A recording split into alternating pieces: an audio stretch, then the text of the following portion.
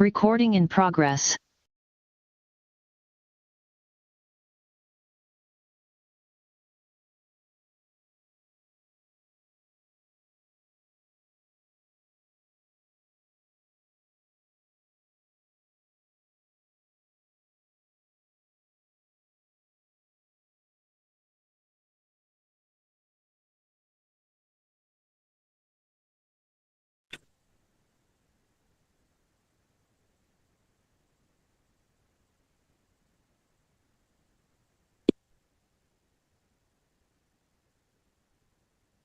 Good morning, honorable members.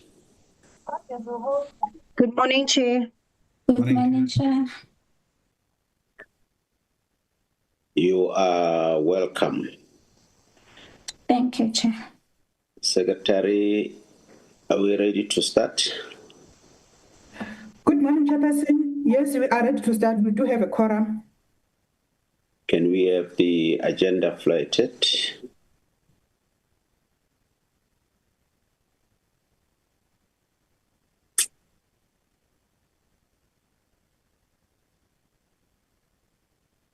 The meeting is officially open, honorable members, and you are heartily welcome.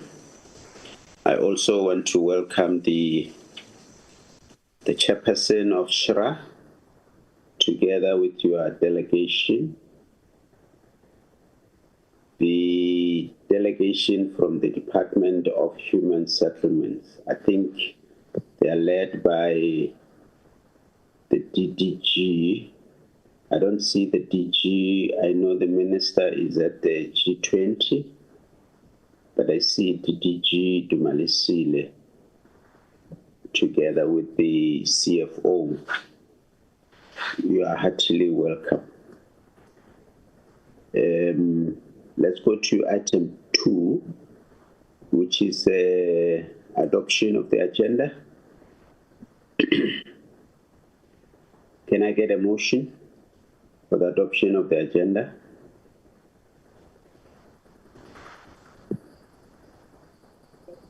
Good morning, Chair. I rise to move for the adoption of the agenda. Thank you.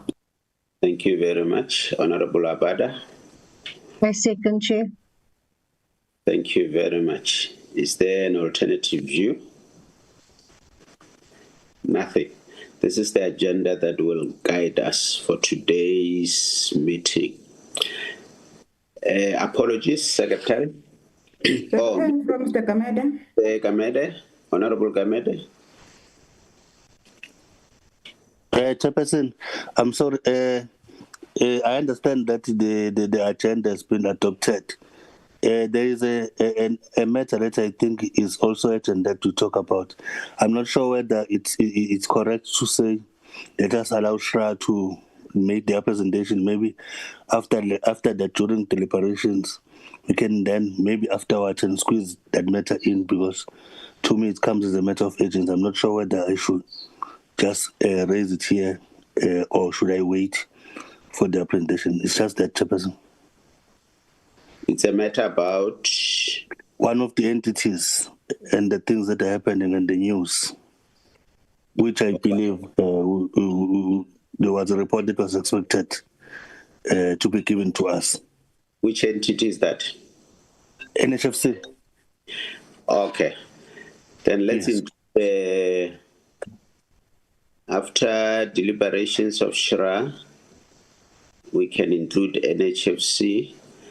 Okay, thanks, Chairperson. Depending on your presentation, we'll decide whether we discuss it or we have to process it. But let's put it there, members. Let's put it after deliberations. Thanks, Chair. You'll just write NHFC in brackets, Honorable Gamede. Then we take it from there. Are we fine, honorable members? Apologies. Yes, Chair. Okay. Apologies, Secretary. Good morning, Chairperson. and good morning to the members and everybody in the platform. I received an apology from the DM that she is not well, and also that the minister is also attending a groundwater conference as a caretaker for Department of Water and Sanitation. Thanks, Chair. Thanks very much. DDG, Naga. Thank you, Chairperson, and greetings to yourself, Chair, and the honorable members, the Chairperson of SHRA and the council members. Chair, I want to tender an apology for the DG. He will be joining very soon. There's no electricity at work, so he had to leave the office. He's still trying to locate a safe space to connect, but he'll be joining the meeting very soon. Thank you. But have you paid the bill? Yes, Chair, we have paid the bill. It's not like last time when he didn't pay his bill. We have paid the bill as a department. It looks like it's a municipal issue because it's in quite a number of areas around Pretoria. Thank you, Chair. All right. Okay. Thank you. I take those apologies. The minister is standing in for the Minister of Water first at the G20. I think she's presenting something. The Deputy Minister is not well. The DG will be joining us. It's just inconvenienced by issue of electricity. I don't see the PLOs, Parliamentary Liaison Officers, of the three offices, because for the DG's office is there. I don't see the one for the minister and the deputy minister, because they must always be part of the meetings so that those three offices don't lose anything that we say here. I got a complaint from the chairperson of SHRA that she received an invitation late. And it is the duty of parliamentary officers that when we have taken a decision, they are able to communicate that decision appropriately so that it can be actioned either by the office of the minister, the office of the DG, or the office of the deputy minister. I don't see them here, and I don't have an apology. Secretary, if you can check, maybe you'll brief us as we continue. All right. Honorable members, we're done with the apologies.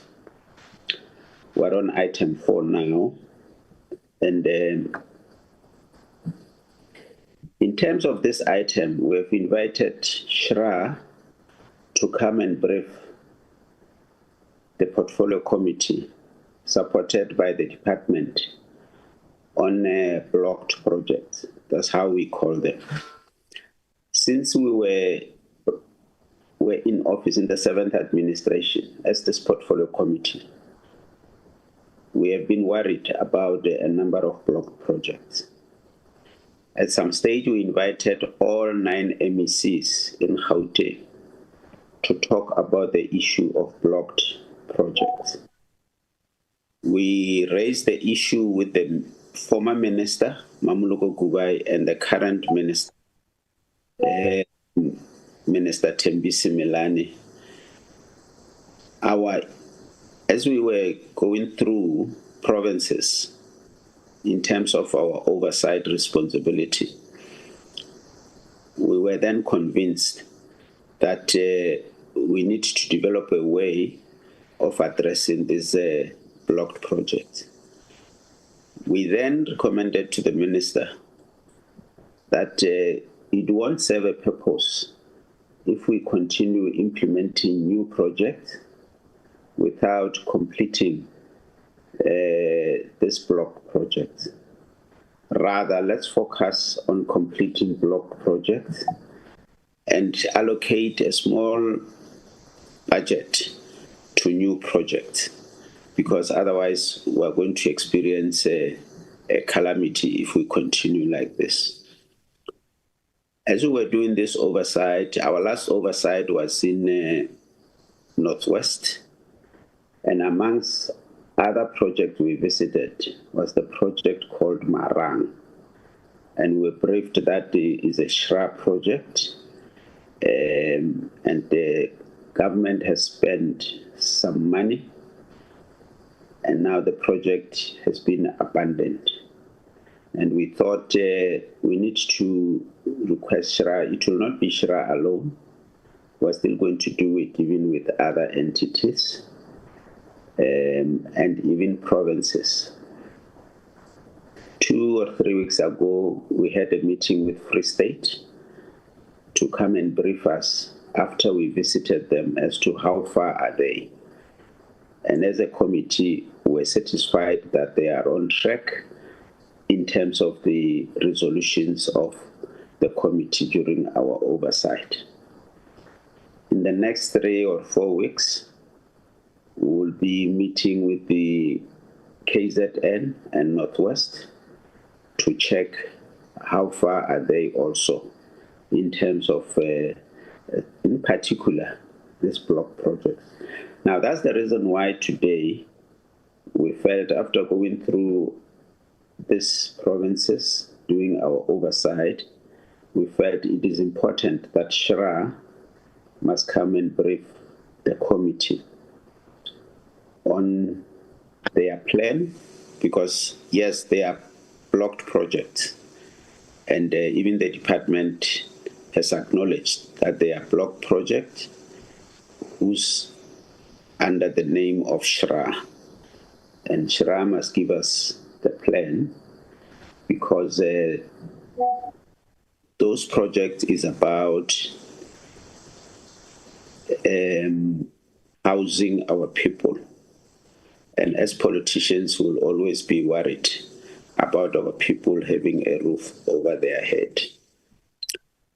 Now, without any waste of time, I'm not sure if the DG has joined or the DG has joined, because the minister and the deputy minister are not there.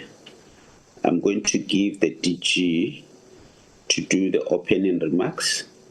Later, I'll give the chairperson of SHRA. And when you do your remarks, chairperson, you'll also introduce your delegation. Then you either present to us or delegate whoever you want to delegate to present the report to us with regard to what I've just said. Today, honorable members, we have the whole day. So we have the whole day with SHRA.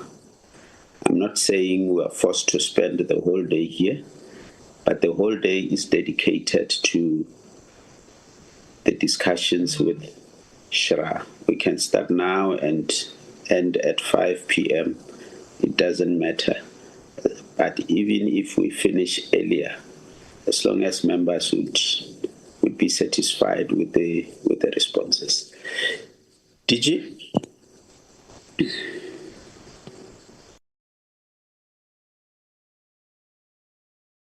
Good morning, Chairperson Seavi, and hearty good morning to the members of the Portfolio Committee and to the colleagues in SHRA and those in the department and within the Parliament.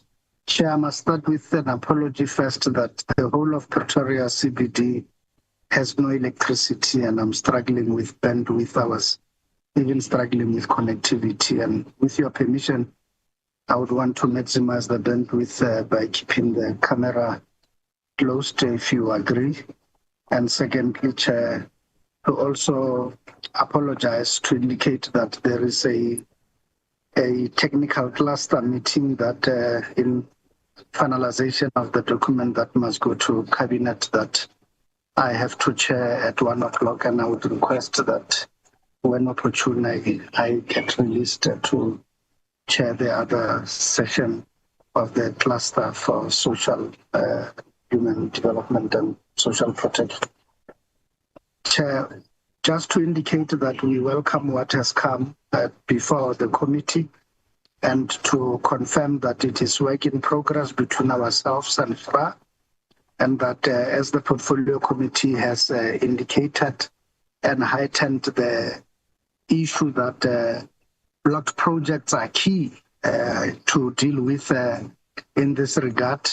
One also needs to indicate that the Minister has taken that posture of the portfolio committee to heart and noted the resolutions of the portfolio committee relative to this matter, and to also indicate that correspondingly on our side, we have elevated this priority. And when we were reviewing the business plans, we had also highlighted that block projects be given prioritization in terms of allocation of funding, and also an indication. We are the first to accept that it is not possible to resolve all blocked projects within one financial year or so, given the constraints of the resources and the budget cuts we have experienced. But nevertheless, we have to demonstrate commitment and demonstrate that we are dealing with blocked projects. It will take us a few years to eradicate the entire list, but on a year-on-year basis, we are giving bigger priority to eradicating this. And together with that, it will also mean that even in portfolios that are within our entities, such as the portfolio within SHRA for social housing, that where there have been blocked projects that have been incomplete, that we address each case on its own merit.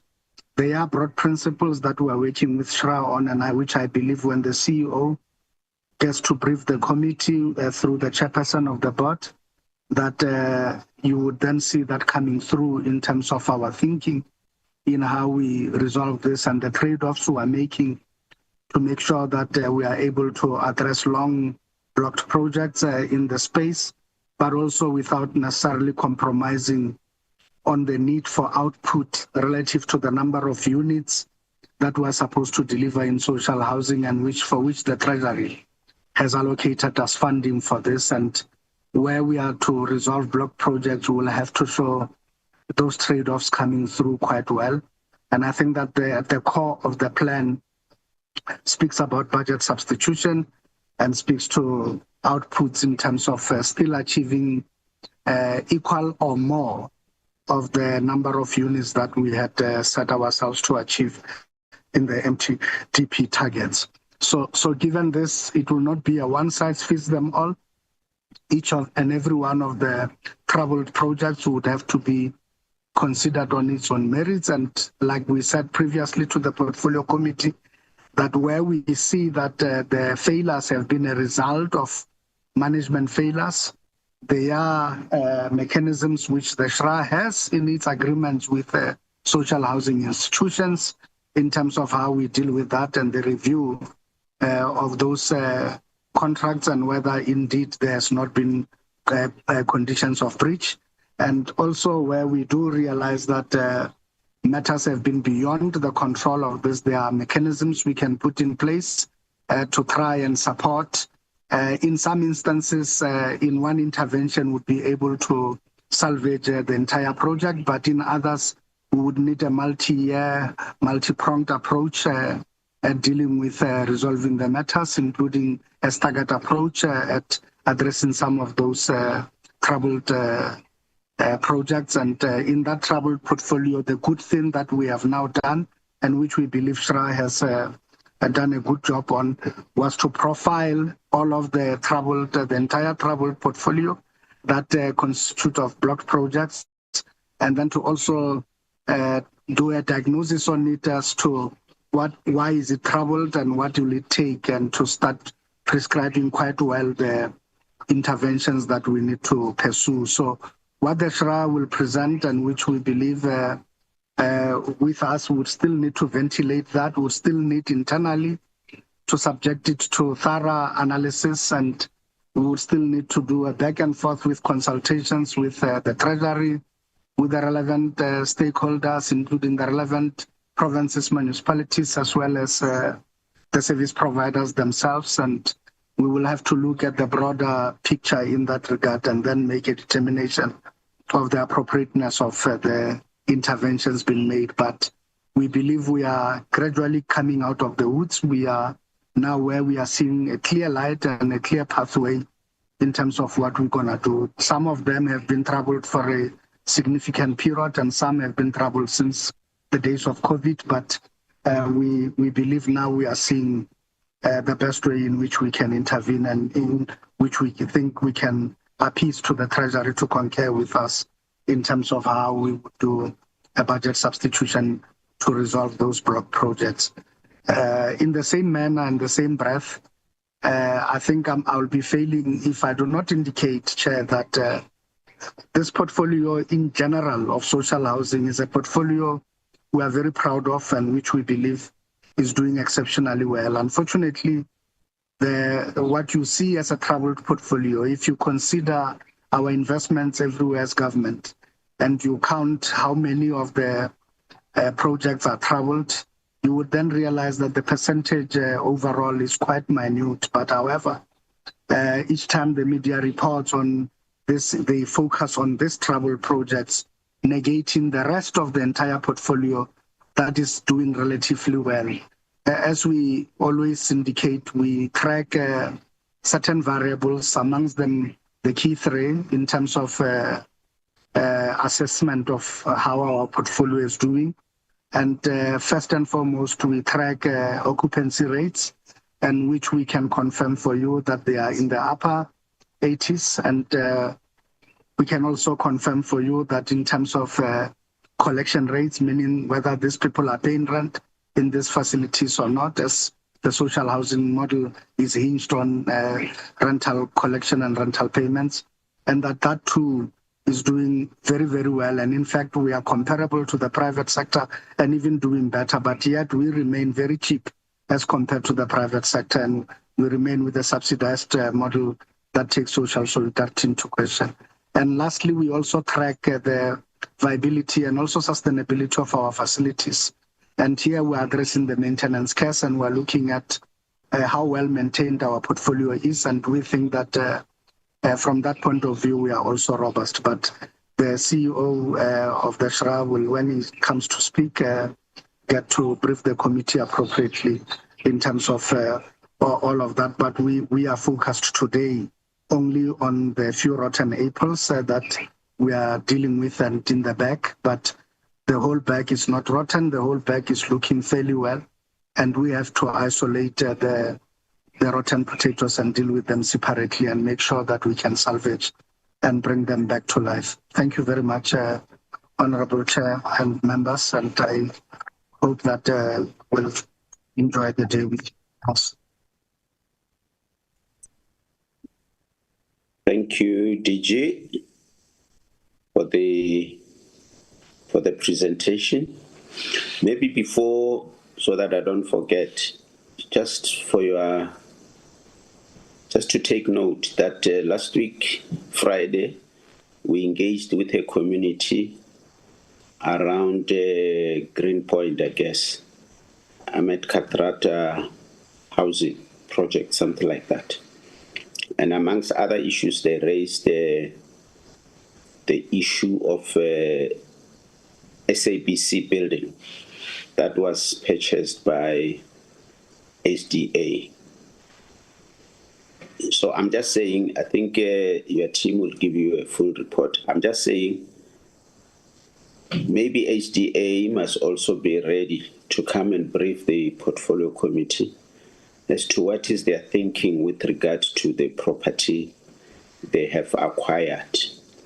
What is their plan and how do they move forward, so that we don't see at some stage those properties being invaded, those properties, because I think there was a good intention when acquiring those properties. I'm just saying, in case I miss it because you're going to leave well before the meeting, just make them aware that at some stage the portfolio committee would want to discuss that, report on that.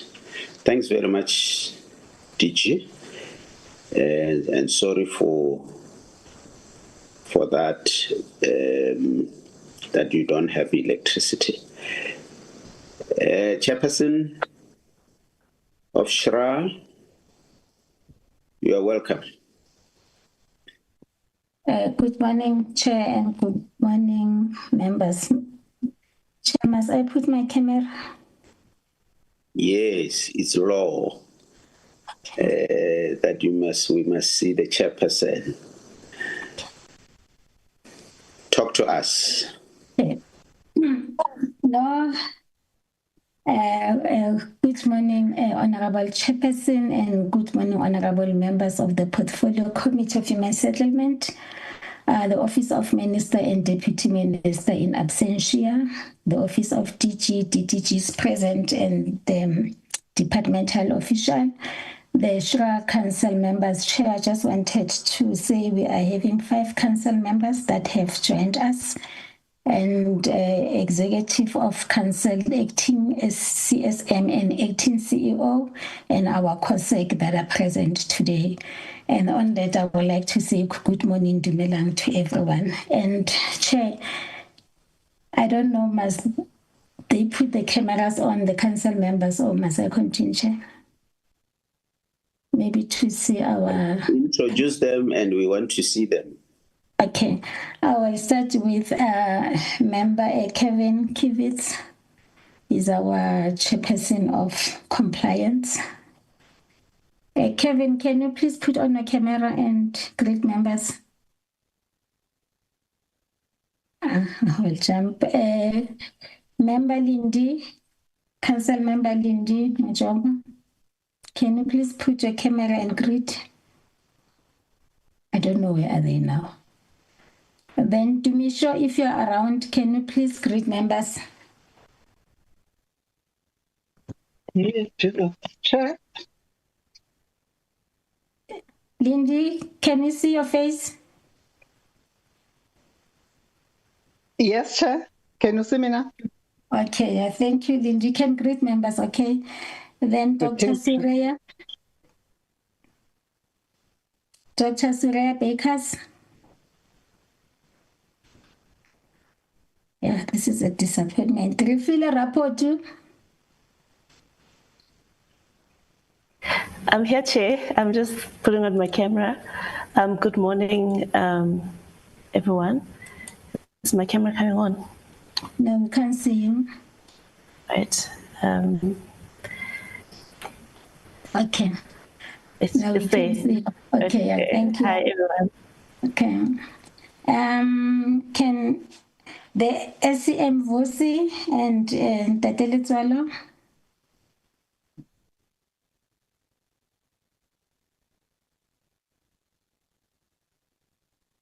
Can I proceed, Chair? And Yolanda, COSEC member that are present here, I'm not sure what's happening to members because they said I get a confirmation that 5 of them will join, the ones that I've... Morning, Chair. Sorry. I think I was beaten by Sis Lindy. I wanted to do my own greeting and introduction, if I may, Chairperson. Yeah, just greet only. Thank you. Okay. Good morning, Chair. Tumisho Makofani, Council Member for the Shra, and good morning to the DG, good morning to the Minister and Deputy Minister in absentia, and the staff of the department. I'm looking forward to the deliberations this morning. Thank you, Chair. Thank you, Tumisho. Chairperson, can you please allow me to start because other members, I don't see them. No, thank you for the opportunity to appear before the committee today. Chair, as Social Housing Regulation Authority, we acknowledge the responsibility entrusted to us to safeguard the governance, to ensure the accountability and protect the public resource allocated to the entity. Our commitment to transparency and ethical leadership remain uncompromised, Chair. Chair, as much as you have alluded earlier, we must, however, place in record that the authority received the invitation later yesterday around 3:30 to appear before this committee. And this has compromised our governance standard, limit our ability to prepare with a depth to require a place operational pressures on the key compliance structures. But nevertheless, in the spirit of accountability and cooperation, Chair, with the Parliament, we are here as SHRA, fully committed to engage constructively on this presentation. But Chair, we wanted to put in front of the committee, including the department, that the today presentation, we wanted to put to place on record that it's a clear disclaimer why we are saying that as SHRA, the document that's going to be presented is still a working document that was formally adopted by the Council of the 30th of October. And the Council has already scheduled a dedicated workshop before the end of this month to interrogate all this portfolio of stall and aging projects. Some dated back from 2015 till 2020. Why we did this, Chairperson? We are having a new council, and it was only our third ordinary board meeting that we had that we took this decision. Council members felt that we need to take them into confidence because I think it's only 4 members that were coming back, but all they are new members. So we wanted to have a thorough workshop in dealing with this stall project. And this project, Chair, we need to put it into consideration that 4 previous councils has carried a debt historical complicity on this, and we know that the shifting of regulatory environment and long-standing financial constraint, including the ongoing challenges of operation without designated budget to resolve this legacy project. But I'm happy with what DG was just presented in terms of where do the department will come assist SHRA on this. And Chair, as this current council, we have an approach and this task with the clarity, independence, and firmly committed to strengthening the governance and accountability within SHRA. So our presentation today reflects our intention to be transparent to the committee while also ensuring that the council retain its authority to fully review, refine, and redirect the regulatory approach to all this stall project. We appreciate the committee oversight role, and we trust that today's engagement will support more structural and sustainable progress that will going forward, Chairperson. And furthermore, Chair, I would like to give it to the CEO to go through the presentation so that we can engage on it. But as much as we know that there will be an engagement, as a council, we didn't employ ourselves on the document as is still a working document. Hope the department and the Parliament will give us time to come back with the final one when we're finishing in terms of the workshop that will have it later this month, Chairperson. And on that, Chair, I will give it to the acting CEO so that to put the presentation to the committee. And thank you, Chair.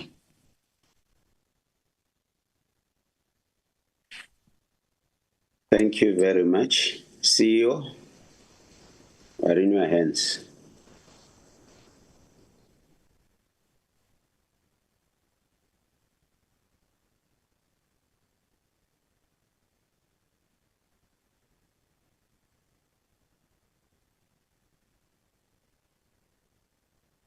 Leboa.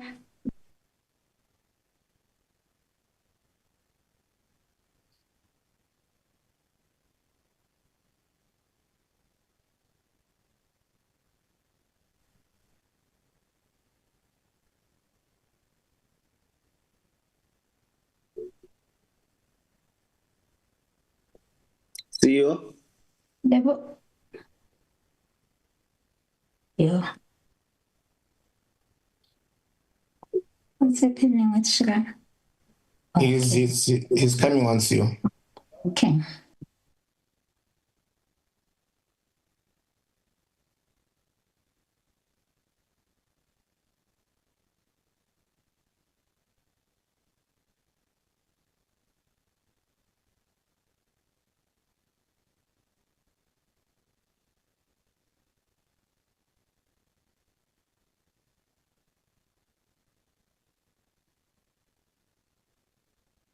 CEO.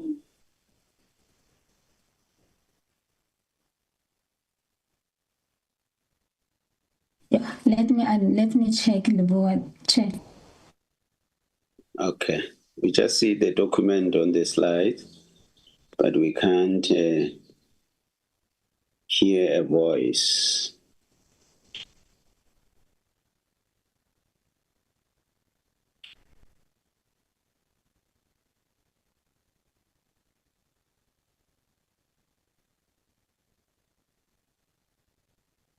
No, you are not audible. He's muted. CEO, you are muted.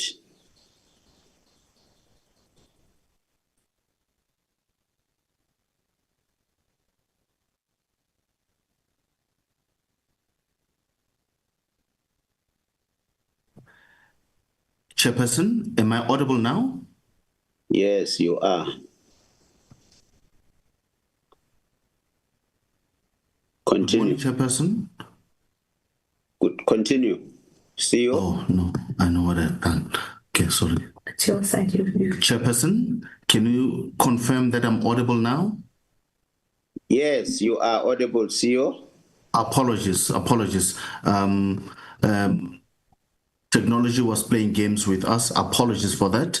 And the last few minutes. Just as per what you requested that we appear on camera, here I am. I haven't changed. I'm still the same. And if I could just go off camera and then focus on the presentation, please, with your indulgence. No problem. Continue, CEO. Thank you, Chairperson. We have 10 projects that are considered blocked projects or projects with challenges, and the majority of them are stuck due to financial viability issues as a result of COVID-19.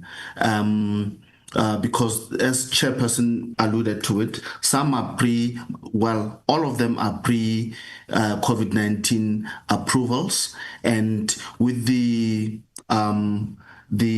depreciation of the rent value and escalation of the material costs, financial viability has become a reality. I know that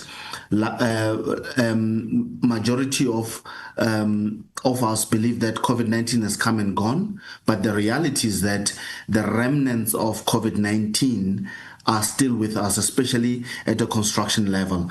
I'll speak to the actual impact of these, Chairperson, once I get to each and every project, as the intention is to talk to all these projects individually to have a better lay of the land. Now, Chairperson and portfolio committee members, we're going to present or cover the detailed information per each project and speak to the targeted interventions per each project, and some of them including curtailment, where we would have approved 800 units and have to reduce the number and curtail it to affordability levels. 2, transfer of the housing stock to an alternative delivery agent due to compliance or regulatory enforcement that the SHRA would have taken as part of the contract management. Alternatively, termination, which is the last option in terms of what we want to do, because we on the SHRA Council has a view that we should not ordinarily terminate contracts because they've been approved for obvious reasons to house South Africans, but where we are failing to have those projects churn out completed units and house South Africans, we end up terminating. And then lastly, securing funding towards those projects, additional grant funding that will also be in line with the original principle of approving projects, 70-30 or 80-20 grant funding and debt funding. We maintain the same, but increasing the grant funding towards those projects, and also the grant recipients going to raise additional equity or debt funding. And we're also going to indicate to you the budget required to unlock all these 10 projects and the proposed intervention and the way forward. Chairperson, from what you raised in the beginning, insofar as Marang is concerned, I thought I should start there. Out of the 10 projects, you'll see that you're not going to see Marang and Brandwag, including Sondela Village, which are a headache that is being resolved with projects that are under litigation due to the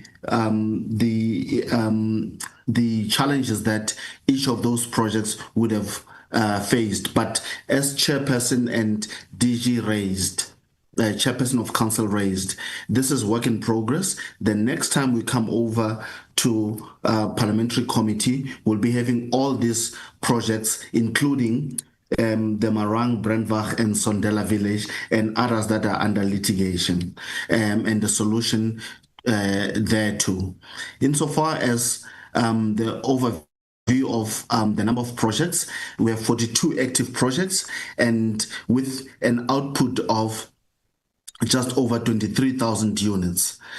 Chairperson, you'll recall that our MTDP target is 13,000 completed and delivered units. So the SHRA does have sufficient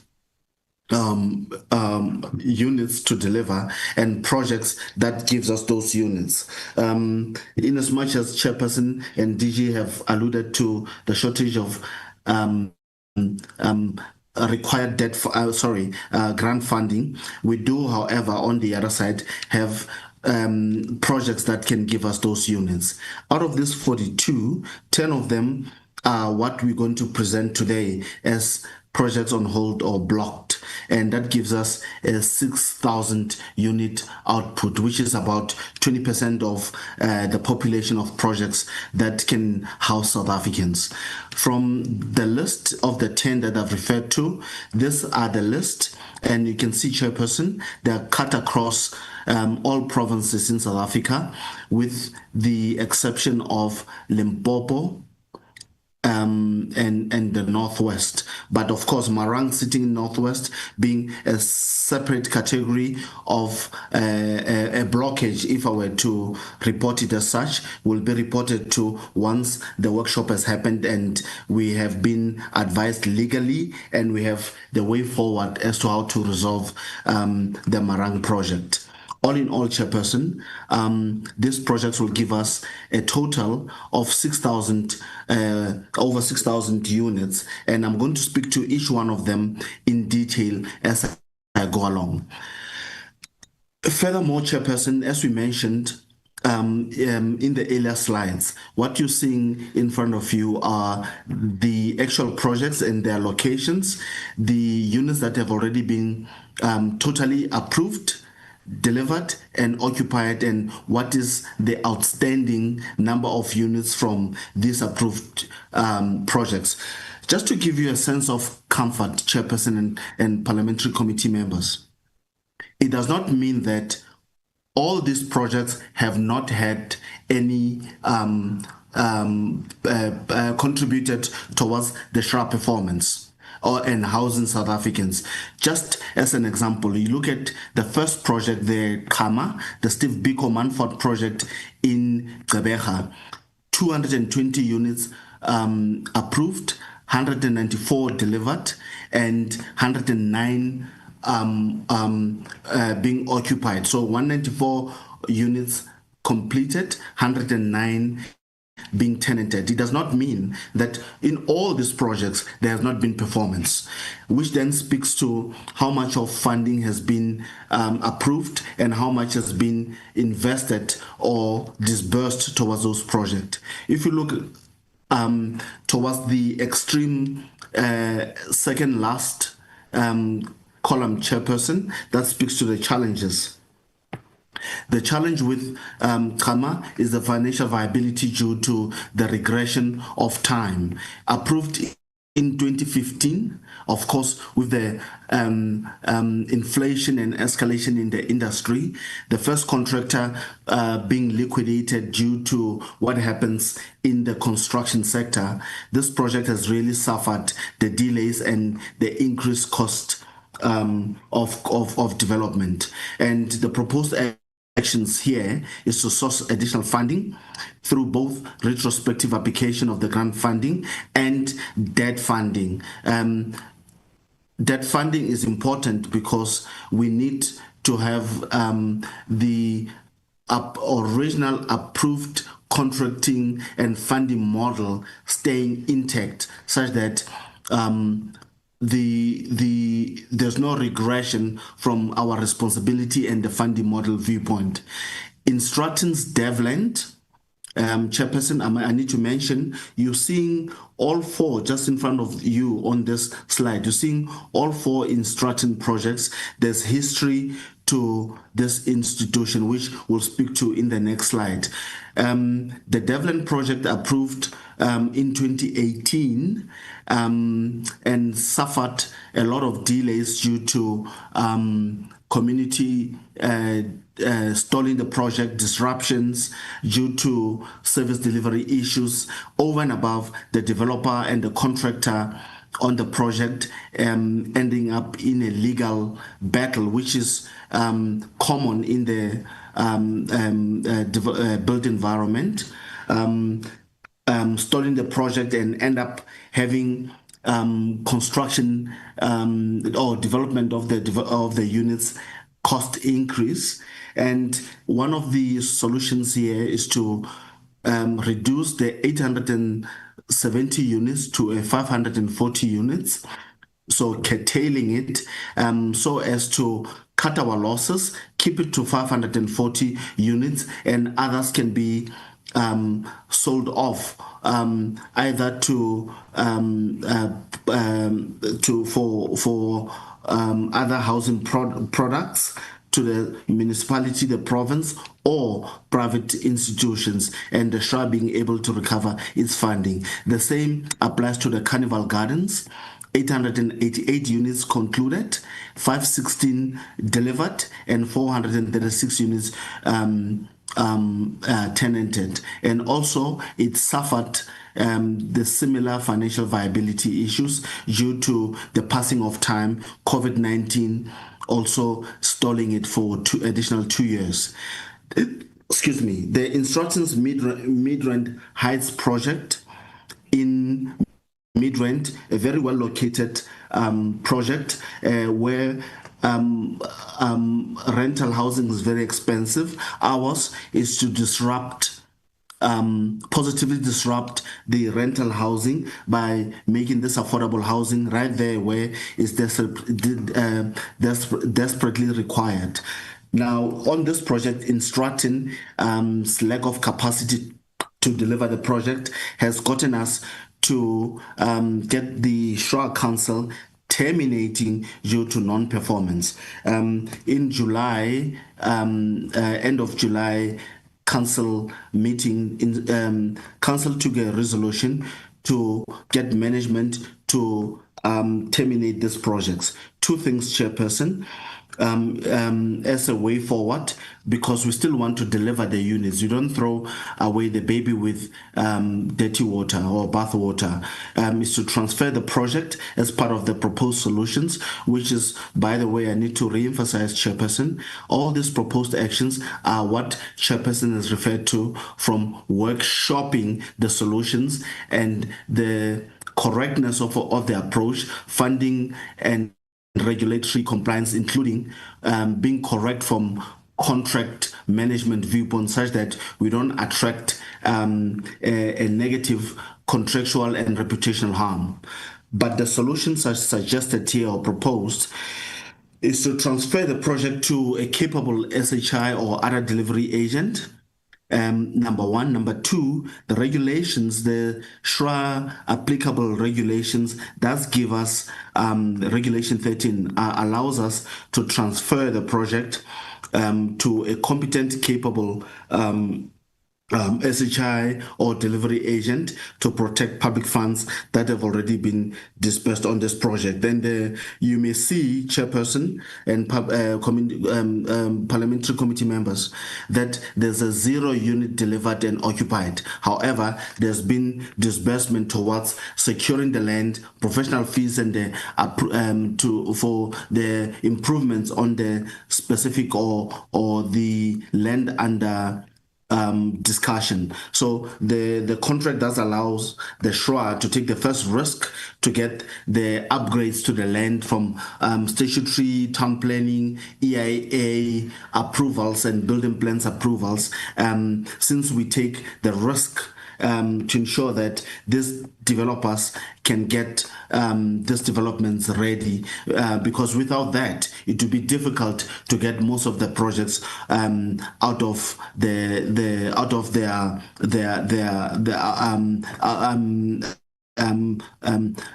to get them started. It would be impossible. So the SHRA takes the first risk. The similar approach applies to the Mountain Ridge project in the Western Cape in Paarl. No unit has been delivered there, and ours is to use Regulation 13 to transfer them onwards to a capable institution or sell off that land and recover the funding.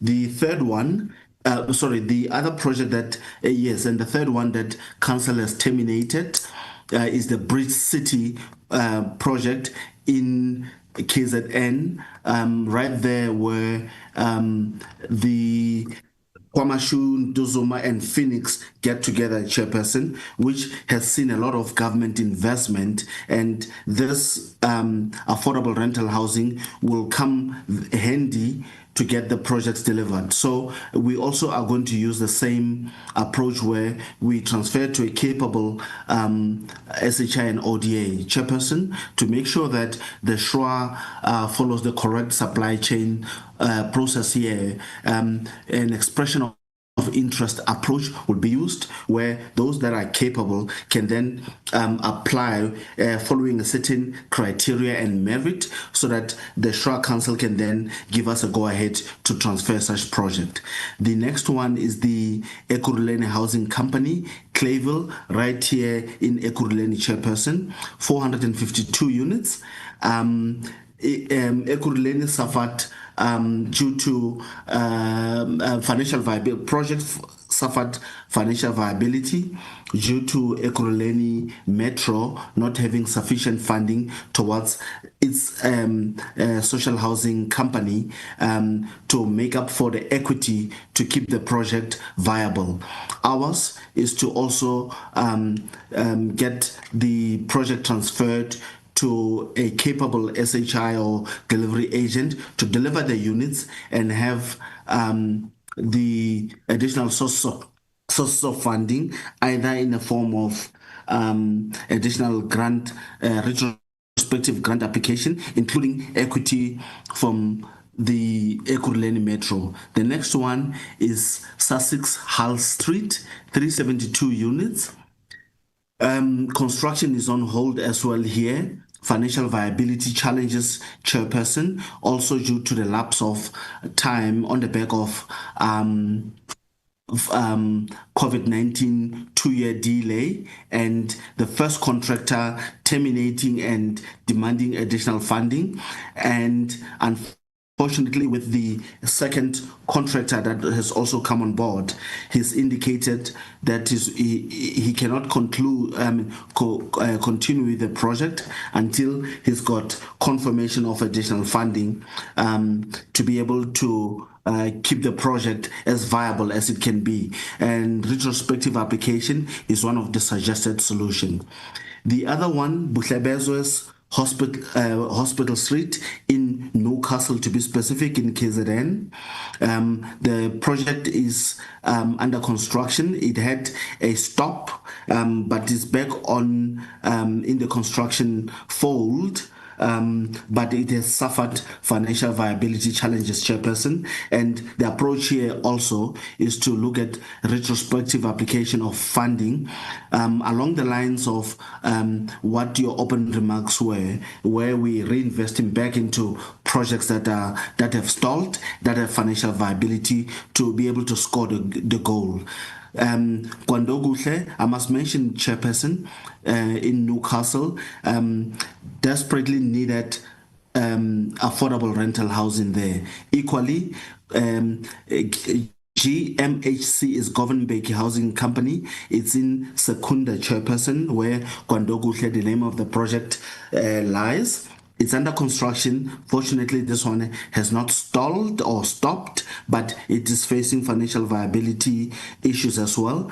And the solution is to look at retrospective application of grant funding. And DBSA have also agreed that once that the grant funding is increased, they are ready to also increase the equity funding such that the funding principles are maintained. Chairperson, in Secunda, desperately needed affordable rental housing due to the supply and demand issue in that small town that desperately needs social housing, rental housing due to the migration patterns of all the employees for those industries, majority being Sasol and other supporting industries. Chairperson, what you're seeing now are the actual specifics per each project, which I've spoken to by and large so far, indicating how many units were approved, how much grant funding was approved, how much of debt funding is required, and the total development cost, including, Chairperson, when were these projects approved. Of interest, Chairperson and Parliamentary Committee members, is the development cost when the project was approved versus the grant funding that was applicable as a quantum when each project was approved. You'll see that the social housing as a program is going to score a goal in that we are building and concluding the developments below the current applicable grant funding. That is that is of importance such that we can see the benefit of retrospective application once council has applied itself and supports that approach, including additional debt funding. We've also included the history and why we're here, Chairperson, and I'm not gonna go through it because I've already spoken to each one of them with a little bit of the picture to show how the project looks like. And so is Clayville and where it's standing right now. So is Buhlebezwe, how much was approved, when it was approved, and the challenges that it's faced and how it looks like at the moment. This is a phased approach due to its size. Some units are completed and need to be ring-fenced and tenanted ASAP once the external works are approved and the municipality has given the go-ahead for occupation. Sasik Hull Street, which I've also spoken to, and the challenges that it faces. Majority of units are already up and ready for tenanting, albeit external services and a few units that needs to be roofed and internal finishes concluded. Kwandoguhle, the Secunda project that I've spoken to, and the challenges that it has faced, already well advanced from a construction viewpoint and where it stands, and especially with the support of the DBSA agreeing to increasing the debt funding on the back of retrospective application. And so is the Devland project, advanced right here in Devland of the M1 or the, next to Lens, I'm a chief support and I've forgotten chief's, Naturena. Naturena, thank you, Chairperson. Right of Naturena, I think a stone throw from Naturena, and performing very well. Though there are units that still needs to be concluded. Instructing Carnival Gardens. Majority of the units completed with about 372 units that needs to be concluded, but stalled due to grant funding, financial viability challenges. Chairperson, I need to emphasize, if you look at some of these projects, and I'm doing this deliberately, it does not mean there's not been performance. It does not mean there's not been units delivered. But we use a phased approach such that when a project does not wait to get all the units completed.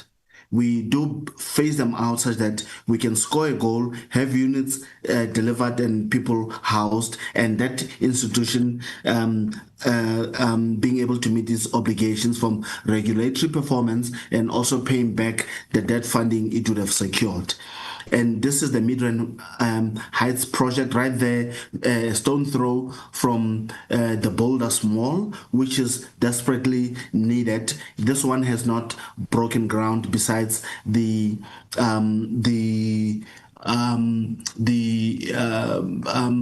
upgrades due to the rights that the project now has received from town planning viewpoint, and building plans being approved, engineering services and bulk being confirmed, and the earthworks having started, and the property being fenced. The Mountain Ridge, similarly, all the statutory approvals are in place. The boundary wall has been put up there for obvious reasons, such that it doesn't attract people moving in as vagrants and attracting legal and police intervention to remove people who may end up moving in. The instruction Bridge City, Chairperson, one of the only high-rise building that has gone to 10 floors as a social housing project in South Africa, right up there in the Kwamashu Pink area, as the eThekwini municipality officials would like to call it, a regressed financial closure or bankability due to the passing of time and the erosion of rent. And the DBSA, unfortunately, on this project, choosing to terminate the debt funding, and we are looking at transferring it to a capable developer. Those are all the 10 projects, Chairperson. From a way forward viewpoint, we are looking at today's cost to ensure that the regression of the rent and the inflation is taken care of, by hence the consideration for the solutions that I've proposed. We also are aware of the prevailing market rates back then when the project was approved compared to today. It's a reality, Chairperson. A rent pre-COVID-19 is no longer a rent as at today, including escalation in the industry and the inflation. And of course, the improvement in the contract management from the SHRA's perspective on all these projects, such that we do score the goals. We phase them out where possible, and at pace and scale, ensure that those units are tenanted and they can perform. And looking at differentiation of these projects, Chairperson, from if the projects that can successfully deliver and those that do not deliver, or that have issues from compliance viewpoint, we do exercise our rights to terminate where possible. But by and large, Chairperson, when we came to present our annual report, you'll recall the committee raised it sharply, and so was the minister and the department in our reporting, that our unit output in the previous year of 1,364 units was the lowest, worse than even under the COVID impacted 2 years. And the reason for that, Chairperson, are all these 10 projects that we've presented, because were it not be that they were affected by financial viability, we would have been able to complete them on time and be able to meet the APP targets of unit delivery. From funding options viewpoint and approach, Chairperson and Parliamentary Committee members, option A. First is to look at the current budget along the lines of the Ministry's directive and the suggested solution in your open remarks.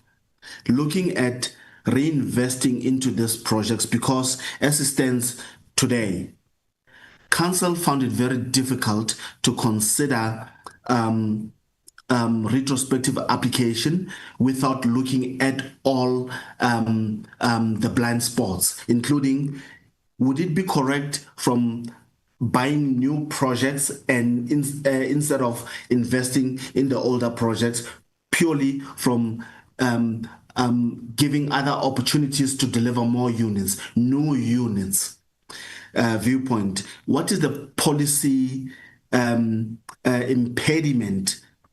What is the contractual implication? So Council was very cautious in how it applies itself on option A, which is purely to look at the current year and outer year financial year budget to reinvest into these projects to ensure that they deliver units. So that is the first option. Well, not the first option, that's option A.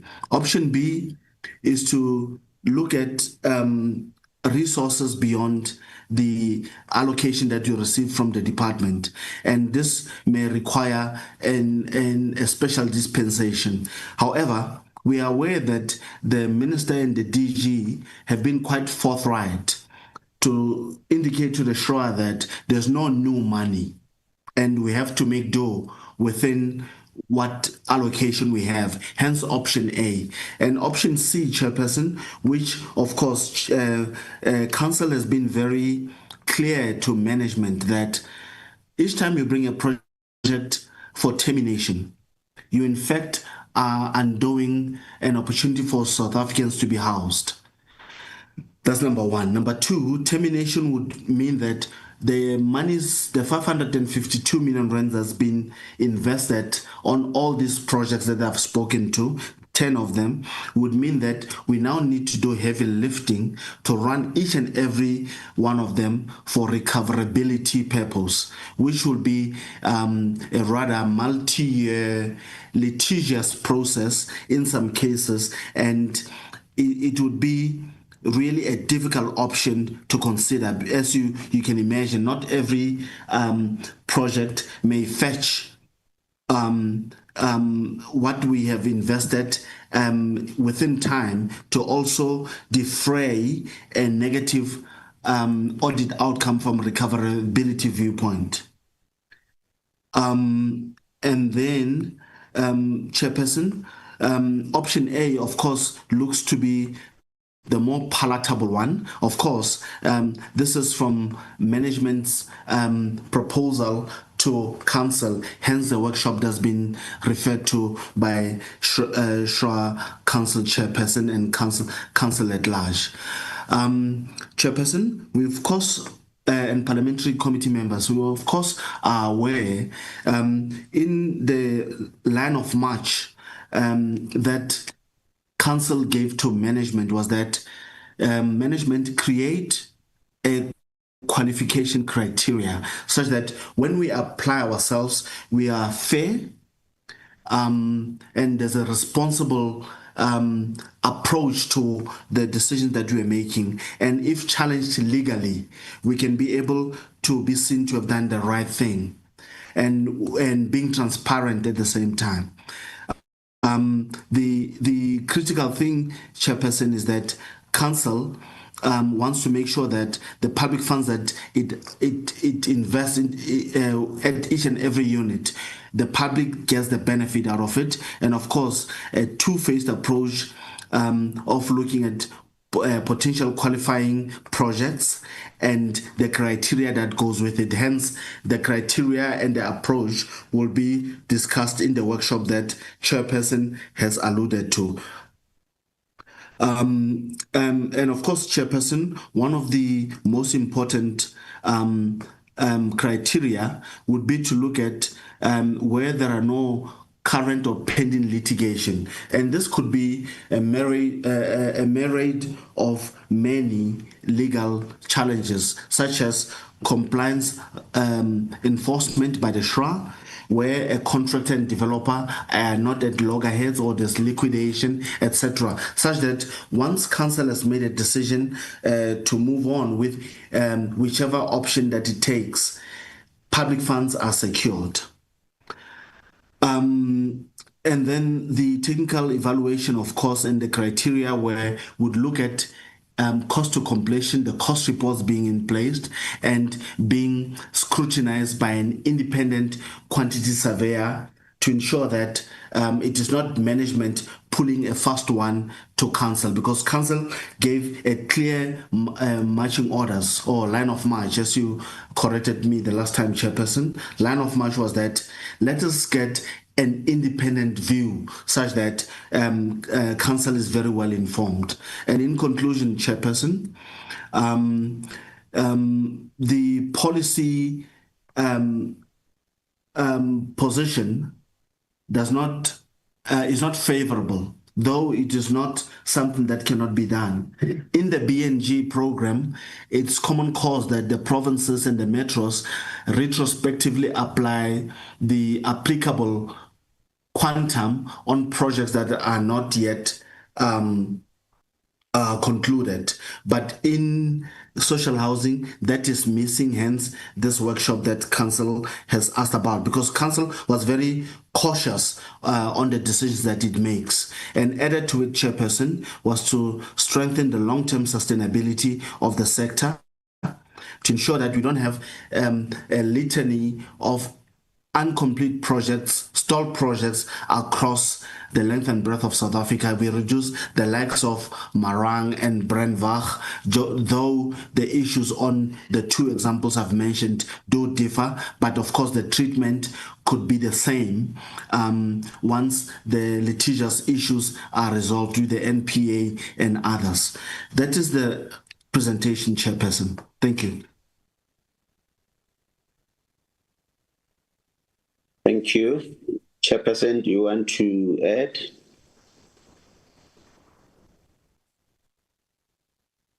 No, thank you, Chairperson. I will welcome the CEO in terms of the presentation.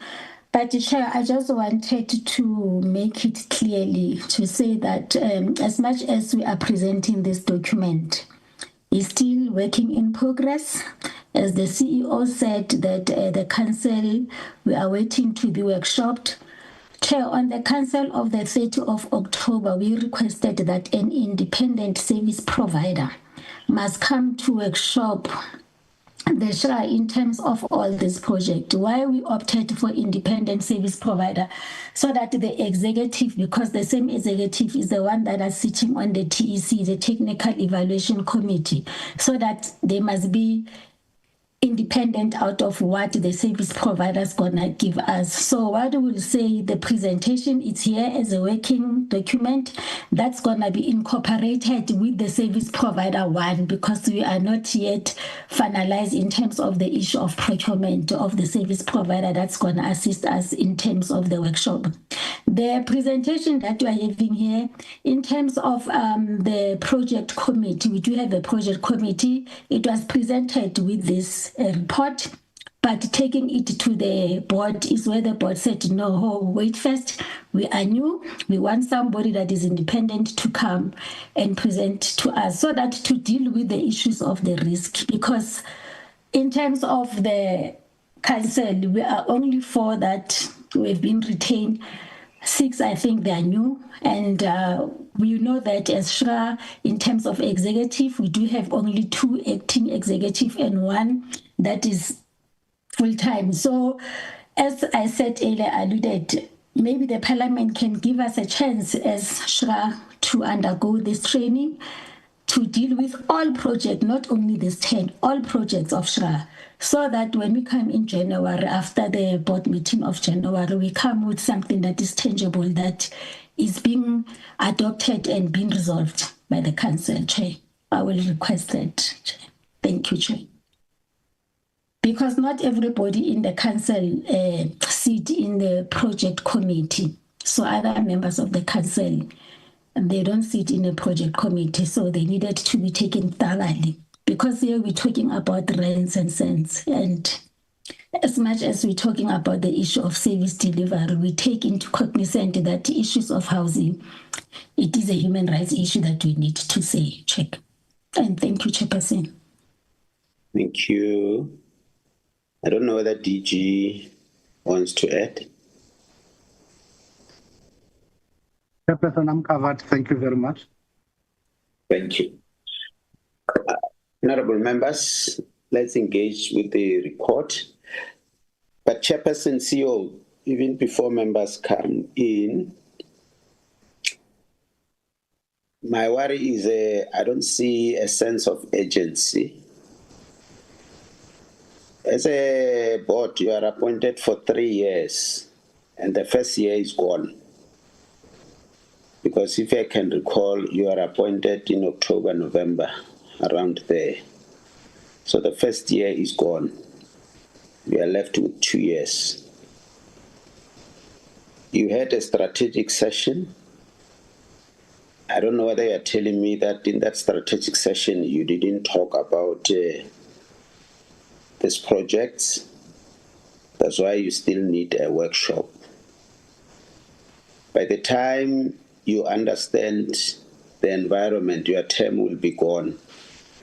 Then we have a new board. They also want a workshop. Their time is gone. So we'll never, if that is the attitude, we'll never resolve the issue. That's why I'm saying we need a sense of urgency. I didn't even see your presentation on how much it will cost to complete each project, so that you are able to see whether you can afford that or you need some intervention. Because indeed, Treasury says there's no extra money. Yours is to reprioritize. How do you reprioritize? And if you can also, in your course of answering questions, just take the committee through, you said 3 projects, Marang, Brandbach, and Sondela Village, issues of litigation. If you can just give more detail on the issue of litigation on these 3 projects. But my worry is a sense of urgency. And you are left with 2 years in office. Thank you very much. Honorable Poole, followed by Honorable Kakakilo. Honorable Poole. Thank you, Chair. And good morning to everybody on the platform. Yes, Chair, I want to agree with you. We are a bit struggle when it comes to time. But nevertheless, Chair, the presentation on slide 5, there are provinces to date not delivered on one single unit. Question is, what date was a project approved? What was the intended completion date? What was the reason for the blocking of this project? Chair, listening to the DG, he highlight his appreciation for the manner in which SRA has profiled all the block projects. As a department, still have to consult with the relevant stakeholders, including Treasury. My humble request is during the discussion that definite execution of completion of these block projects by setting timeframes, deadline, completion dates with the proper budget allocated to it. and that linked to your concern as well. And lastly, Chair, according to the presentation, the firm linked to various block projects is in Stratton. Question is whether the firm has a capability in the first instance to deal with it before it becomes a block project, and whether the same company will be considered again. If so, what new commitments measures will the department or SRA to avoid a future blocking of the same projects? Thank you, Chair.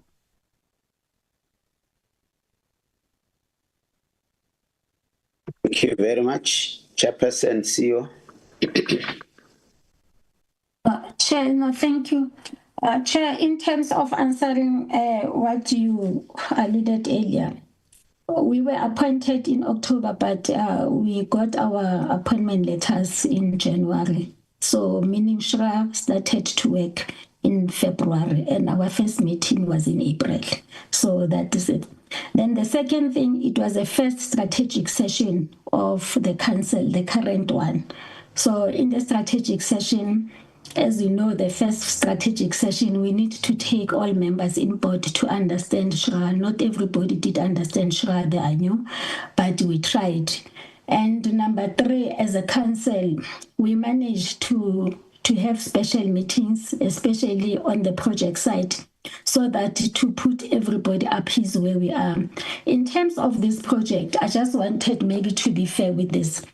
The project this proposal came to the project committee, that the project committee sent it back to the management to say, can you please assist us, take us in consideration, hold us by hand, so that as a council, when we come to resolve on this project, we know what we are talking about. Because let's take the issue of instructing. When the council withdrew those projects, there was a media outcry about Shra everywhere we go. And it was scary to council members to say, what do we put ourselves in this?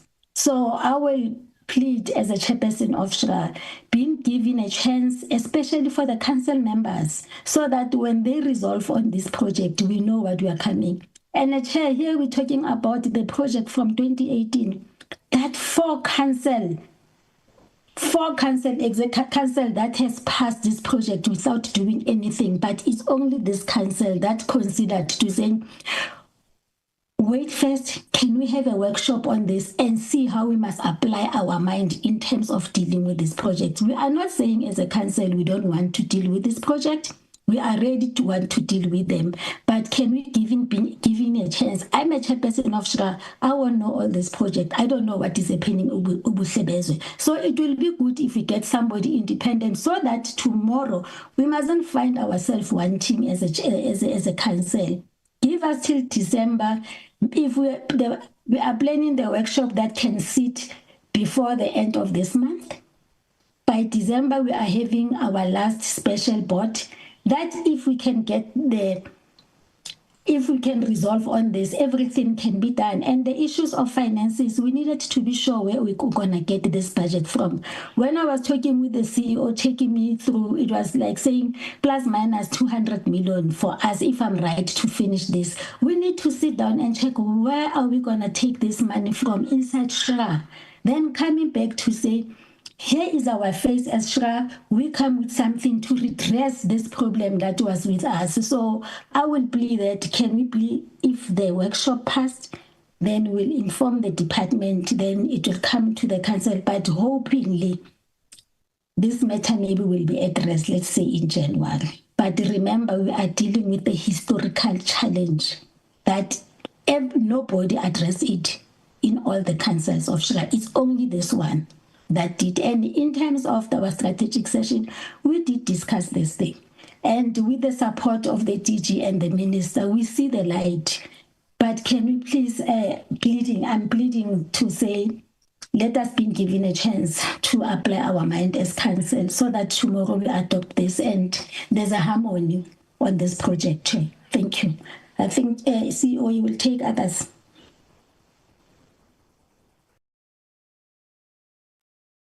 Correct, Chair. With your indulgence, Chairperson. So the question, the answer to certain timelines, I think Chairperson has just spoken to. So the intention is that when you do get the Q1 report in Jan, it will be all conclusive talking to all these projects.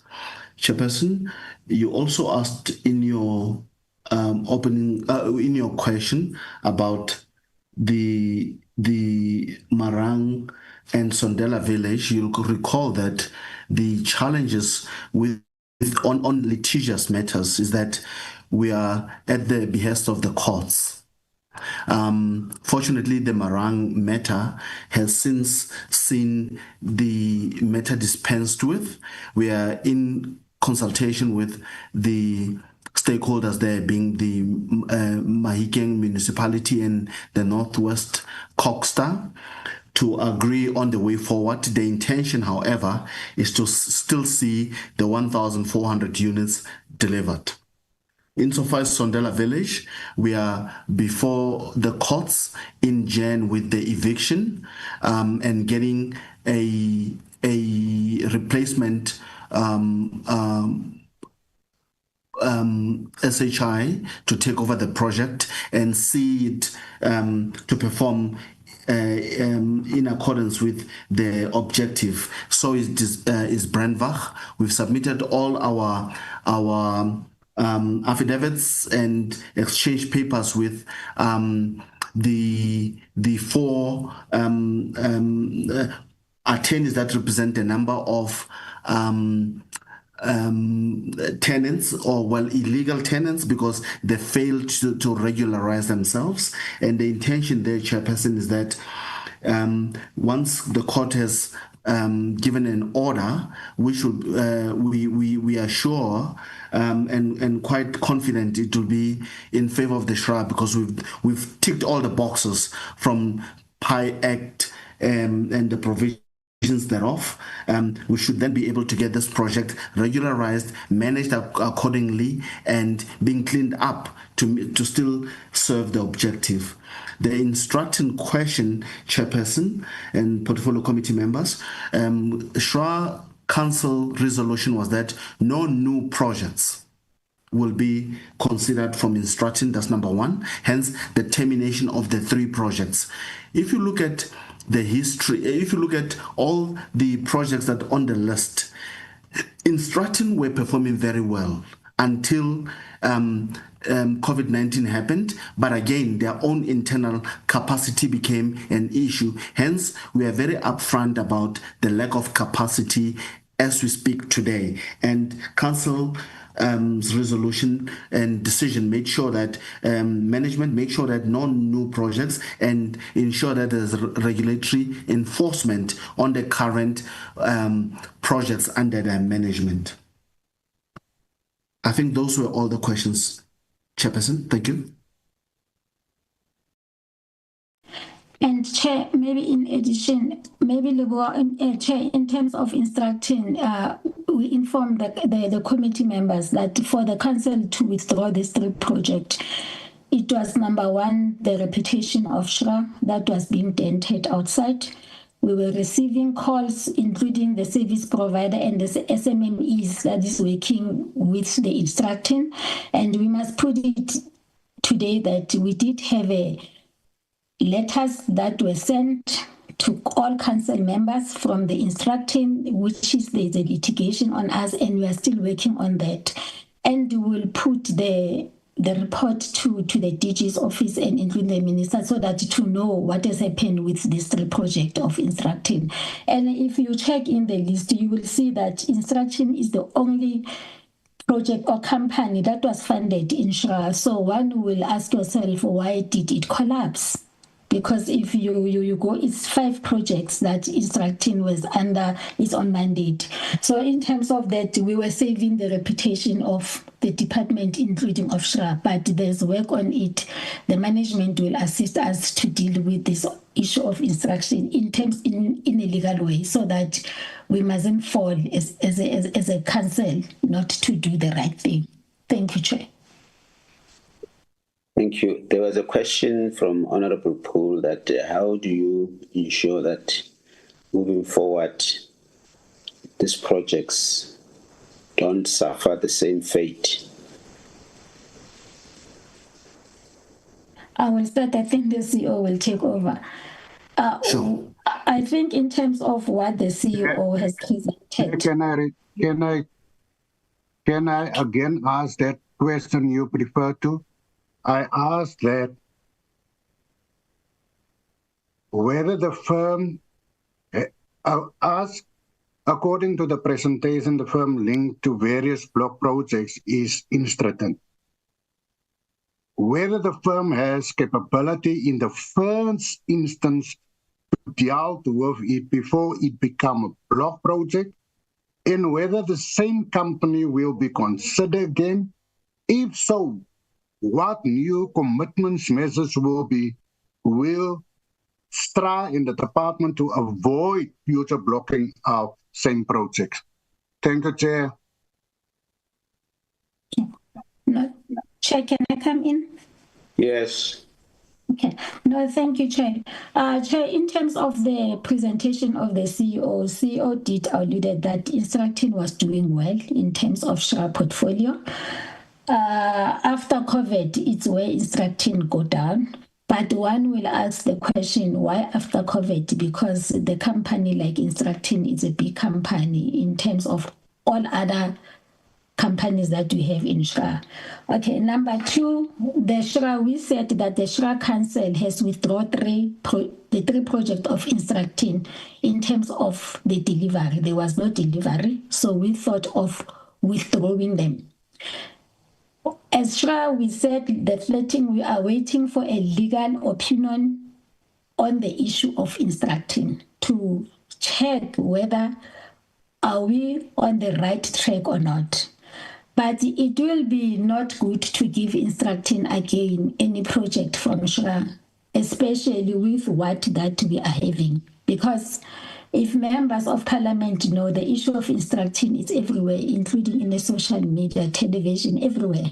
So for us as SHRA and the department is for us to retain our reputation and not to re-give somebody project, only one company, 5 projects. I think the problem was there and it didn't happen in this council or the last council.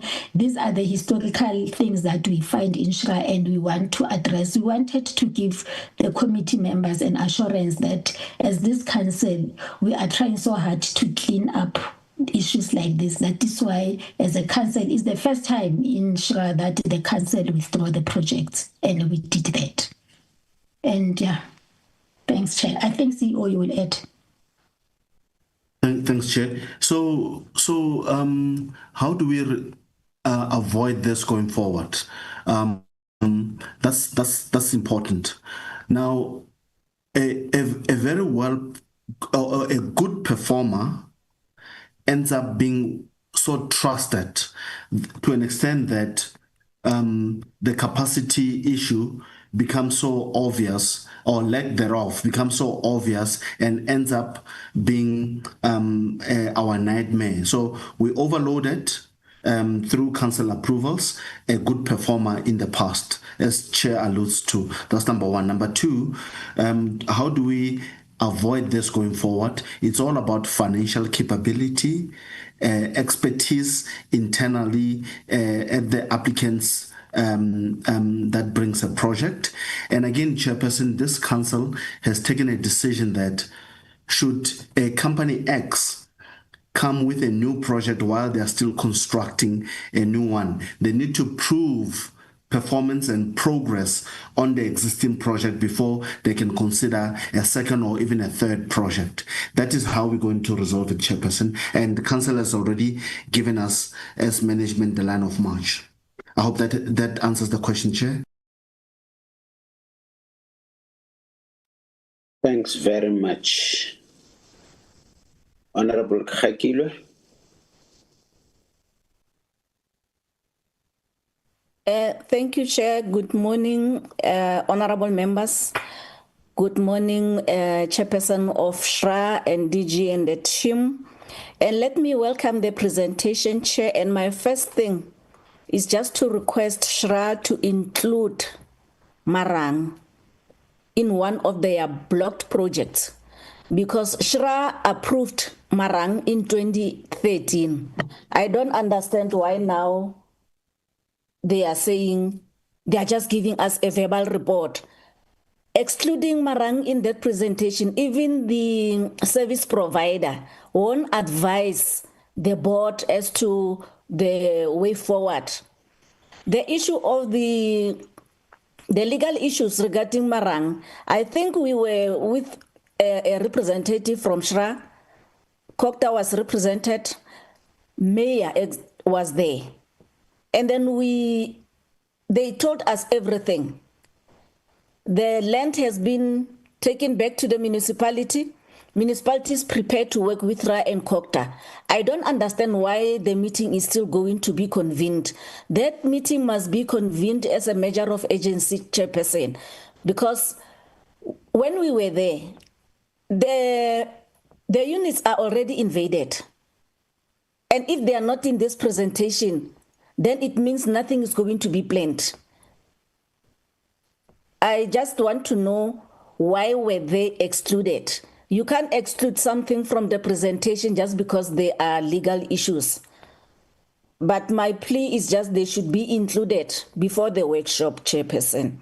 And then for the second question, Chairperson, is with regard to the completed units. The Shra has indicated that some of the completed units, they are occupied. Then I will request that in future they must tell us. And we were also told in the presentation that the rentals are being paid, but we are not given as to how much that money and how much that money can be used to help with some of these blocked projects. And then the other last thing, Chair, Shra, they indicated as to the cost of the projects, but they do not indicate what is it that they have. It cannot be that they will bring the projects and expect that 100% of money to be sourced outside. What is it that Shra have on table to can assist those block projects? Thank you, Chairperson. Thank you very much, Chairperson. No, Chair, thank you. In terms of Marang, I will give the CEO to deal with it, but the matter was in court and with the NPA. What I know that they were supposed, if I'm right, Leboa, you will tell me, they were supposed to be the arrest that is happening. That's why we didn't put this. But member, we are giving you an assurance that in terms of the workshop, we'll put it, and CEO will come in terms of that. In terms of the completed project, I'm not sure which one. Are we talking about all the completed project on these 10 projects or what? The CEO will take with it. And the issue of the rental, usually the rental doesn't come to the Shra CEO. These are operational issues that you will take it on that. And on the issue of the cost of this 10 project, as Shra, we are saying we don't have the money, but after the workshop, we wanted to check zooming in what the budget that the department is giving us or the project that are coming back. How can we put it to sponsor or to assist these projects that you are having? CEO, if I'm right, I think it's plus minus 200 million that we are looking at. And we are not sure now how much we are having, but it's to go back to the coffers of the Shra, check all those cancellation projects, because there are people that are sending their project back, like Project Bulane. A person will say to Shra, can you please take your project? I'm not able to finish your project, and maybe I've used 20 million and I'm retaining 60 or what. So these are the things that we check that it can assist us maybe to deal with this block project. But as I'm saying, it's a working document, it's a working thing that we cannot confirm here. And then sooner when we finish everything, we'll come with a concrete thing where this money is coming from. But the budget of it is plus minus 200 million. CEO, can you please clarify if where I misled the Parliament? Thanks, Chair. So, as per the what the DG alluded to, the approach is to have a multi-financial year approach in resolving all these projects. The 264 that Chairperson is referring to is on the 5 projects that we recommended for retrospective application, and the other 5 were to be looked at in the outer year, such that we don't concentrate all the current year 796 million rand on all the retrospective application, but also be able to approve new projects. So it's a multi-year approach. In the current year, we're looking at 264 million rands that Chair is referring to. That's number 1. Number 2, the SHRA or social housing funding model, Chairperson, puts paid to where we are. Number 1. Number 2, the houses that we build and the units that we regulate are a delivery agent or SHI balance sheet entry, and the collection of that rent does not come to the SHRA. It is collected by the landlords, those delivery agents, the SHIs and the ODAs, who then use that money for maintenance, upkeep, and paying the loans that they would have borrowed, including other operational requirements. It doesn't come to the SHRA, hence it does not appear here. Chairperson, as I mentioned in the opening statement, in the presentation, Marang, Brandwag, Sondela Village were not included because they are under litigious approach, but we do note the point that Member Kekakilo is raising. To the extent that we're not sitting back on it, Chairperson, please trust our approach. The intention is that we have already put a proposal to both the National Treasury and the NPA, who had in any case put and had won a preservation order on that property. So there was no way the SHRA could exercise its right to continue with the development.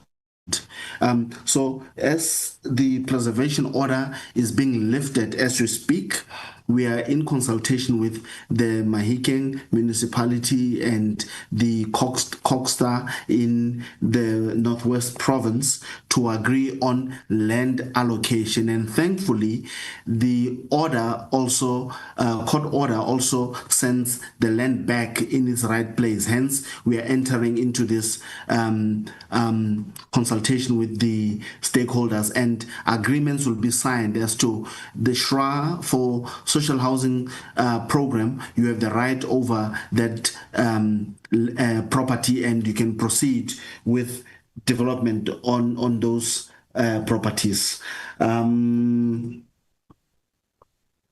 Yeah, I think that's about it, Chairperson. Thank you. Chair.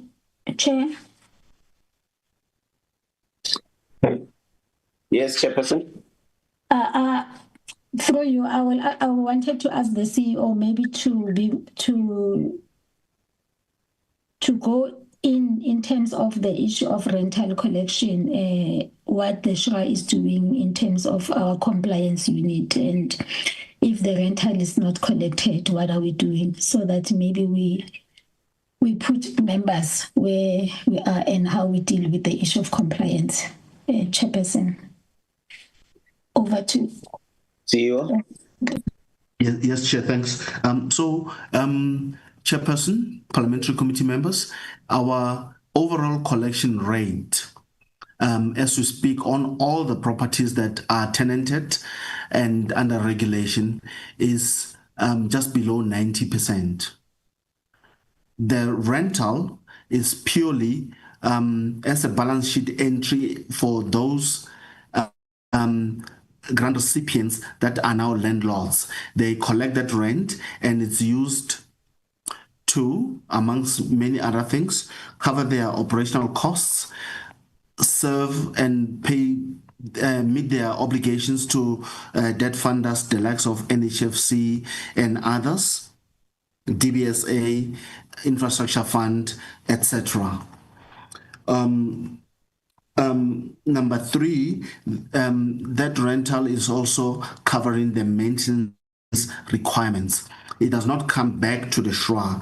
Remember, Chairperson and members, the funding that goes into social housing as a grant is to make sure that these developments do happen and they are at an affordable rental such that they can be an ordinary low income to middle income earner can be able to afford a self-contained, top class, top specified unit such that affordability can be a reality. So there's no paying back to the SHRA, hence there's a regulatory arm of the SHRA that then follows through as part of our agreement. What we hold them up to is to make sure, number one, there is compliance monitoring, there's reporting, both on the asset itself, the tenants that have moved in there are meeting the sector specification and are qualifying tenants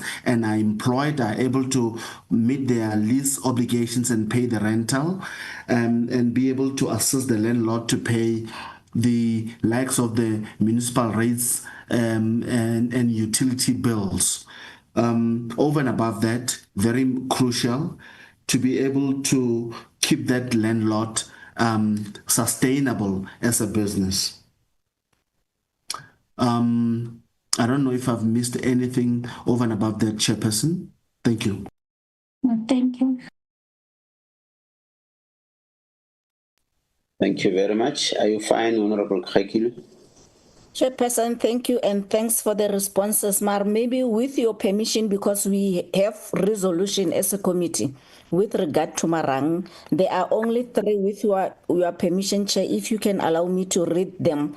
It seems the person who was with us from SHRA did not give report back to the CEO. The first one, province, can I? Yes.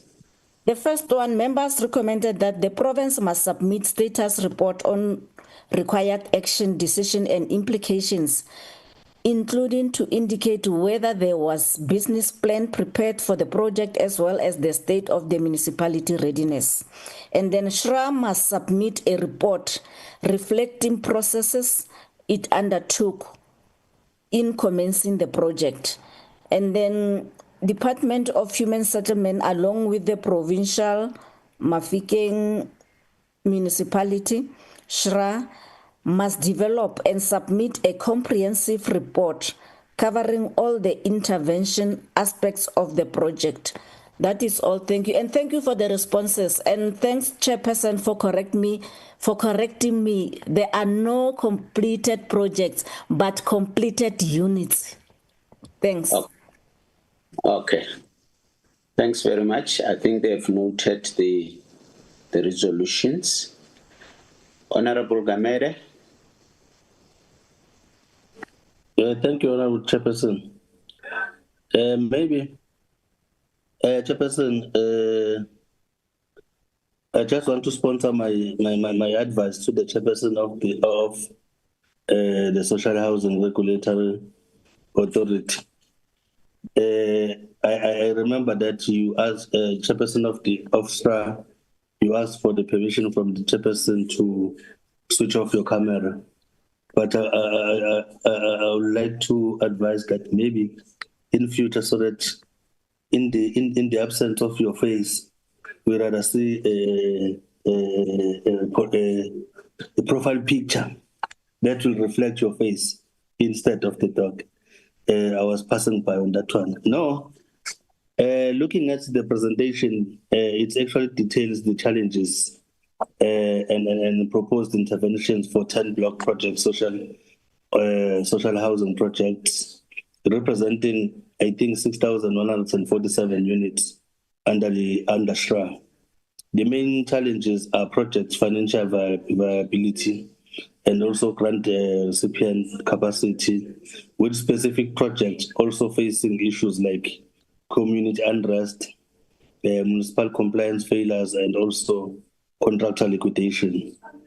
My question, the first one would be around the issue of governance and capacity.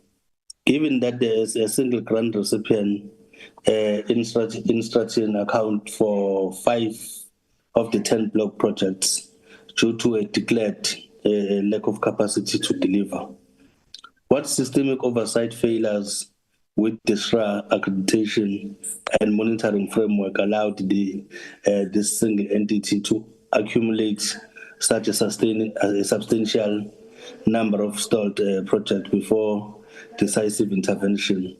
And how will the proposed transfer of those projects ensure that the new delivery agents are not similarly burdened or exposed to underlying unresolved project viability issues? My second one, with regards to financial viability versus funding gaps. When projects are structurally unviable and the proposed action is simple to actually source additional funding through the retrospective application of the grant, what robust or a long-term mechanism will be put in place to ensure that these projects do not become perpetually reliant on emergency public funding? And does the high total of development cost per unit, like 514, I think it's 514 million, thousand for Clayville, suggest that the initial financial models for social housing are fundamental flawed and require a complete reassessment by the Department of Human Settlements? I would like to pose the chairperson for now. Thank you very much. Thank you. Chairperson. Thank you, Chair. Thank you, Chair. Thank you, Honorable Gamete. In terms of what you alluded earlier, I'm an animal rights activist, so I don't know if maybe I'm impending on Parliament. But in terms of the council on the matter of historical issue of instructing, this is what the council, the last council, including this new council, put it to, especially the executive, when we check the portfolio of Instructing, that Instructing was the only company that they've been giving projects in SHRA 5. And what the CEO said, that the Instructing was a performing company, but till the COVID, we don't know what is happening. The issue of the management inside the Instructing, that has made us to stand up, because we're receiving a lot of queries, including the media, on the Instructing. That is why we stood up as this council and withdraw those 3 projects. And earlier I did said we don't see us SHRA now in the near future maybe to give Instructing any project for now, because Instructing needs to deal with what has happened. And again, what we said, the CEO did answer that as a SHRA council, we took a decision that if Project Bulani has been giving 500 units, must complete that project, then get another one, than giving one company 5 or 4 projects. That is a problem, that a person getting overwhelmed, and even if managing that. Then, and in terms of financial availability, I will give it to the CEO, because most operational issues, CEO will address them. Thank you. Chairperson, so the retrospective application is not the panacea or the solution to every project that has stalled. But we do understand that with the passing of time in the built environment, the inflation and industry escalations are a reality. And the decision by council to want independent view and to be workshopped on the suggested solutions puts paid to exactly that. Why are we looking at reinvesting more public funds. Is that the only solution over and above everything? But we also are highlighting in the presentation, and you'll see Chairperson Parliamentary Committee members, when we do come back with a fully comprehensive report, you'll see the instances of non-compliance, the instances of community challenges and uprising that have stalled and delayed projects. Some of the projects have even faced the harsh reality of the tornadoes that we are facing today, especially while it's raining so heavily in South Africa at the moment. So climatic issues, etc., are a reality, and not just in reinvesting public funds is the solution to everything. It's but one of the solutions. Chairperson, I need to reemphasize once again that the SHRA has also self-introspected in that it needs to strengthen its contract management. The reality is that the program is performing, but there's a huge room for improvement and to deliver more units and to ensure that we don't come to this kind of a situation. No one would have thought, Chairperson, that we would have this pandemic that hit us a few years back. No one would have thought that. And we actually, as a sector, we're very fortunate in as much as this may look so pronounced and really a difficult one, as Council has also alluded to management. Reality is that had we known any better, of course, we would have use a different approach. The research that we've done, anecdotal as it may be, in the private sector, there's more calamity when it comes to the rents and cents that needed to be reinvested. The likes of many other institutional banks have had to invest a lot more than the equity that the developers would have originally had proposed at the conceptual stage. But the contract management improvement is a reality that we're going to work on and have already put or have already put the mitigators to improve on. In Stratton, just to augment what Chairperson of Council has said, in Stratton, we're granted all these projects over a number of years, starting back from 2015 to 2020. This council and the previous one, this council, as we speak, and the previous one have not approved any project towards in Stratton. It's once again a matter of a developer that was performing very well, and we're looking at supporting a black-owned entity and wanting to get that entity to help us deliver, while at the same time they're building that critical mass, because housing is a numbers game. And unfortunately, what has happened is a reality. COVID-19 and lack of capacity hit in Stratton, and we are where we are, but we have solutions over and above avoiding a long litigious process that will stall projects further. Thanks, Chairperson.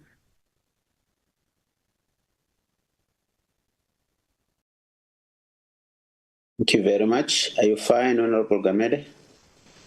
Yes, Chairperson, I'm partly fine, but it's just that if I can utilize this moment and just give a recommendation. First of all, I would like to say, Chairperson, no, if it came wrong, I don't mind. I actually like animals too. It's just that, but I'm glad that you put on the camera. No. What I meant is that instead of using the camera, let us see you at the background, but it's fine. I don't mind animals. No, let me touch this one. As a member of as a deployee of the MK party, obviously, we were actually committed to the adequate housing for our people.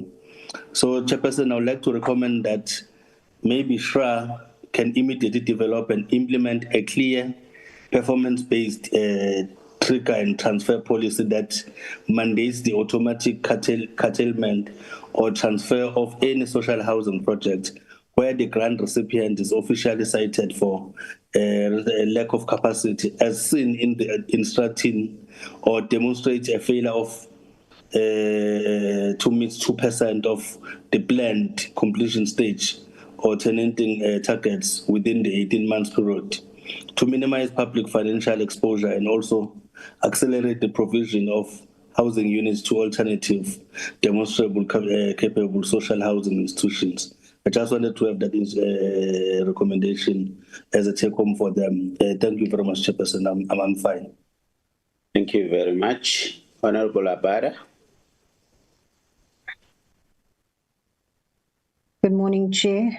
And good morning to DG and his team, and Shra and their team, and all my fellow colleagues.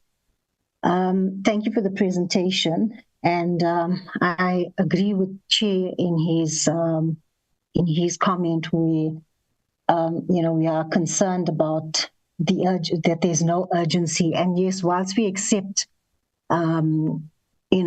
Shra's response in terms of them being new and wanting the workshop and so forth, you got to understand where we're coming from in terms of our people are suffering whilst all of this is happening, and it's been too long.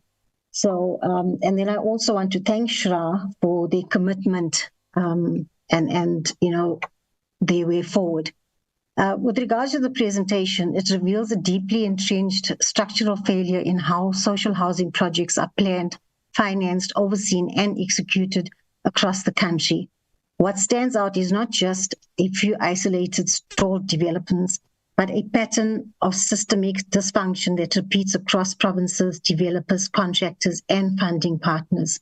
The most troubling observation is that over 552 million in public funds have already been poured into projects that are now stuck, abandoned, or facing termination.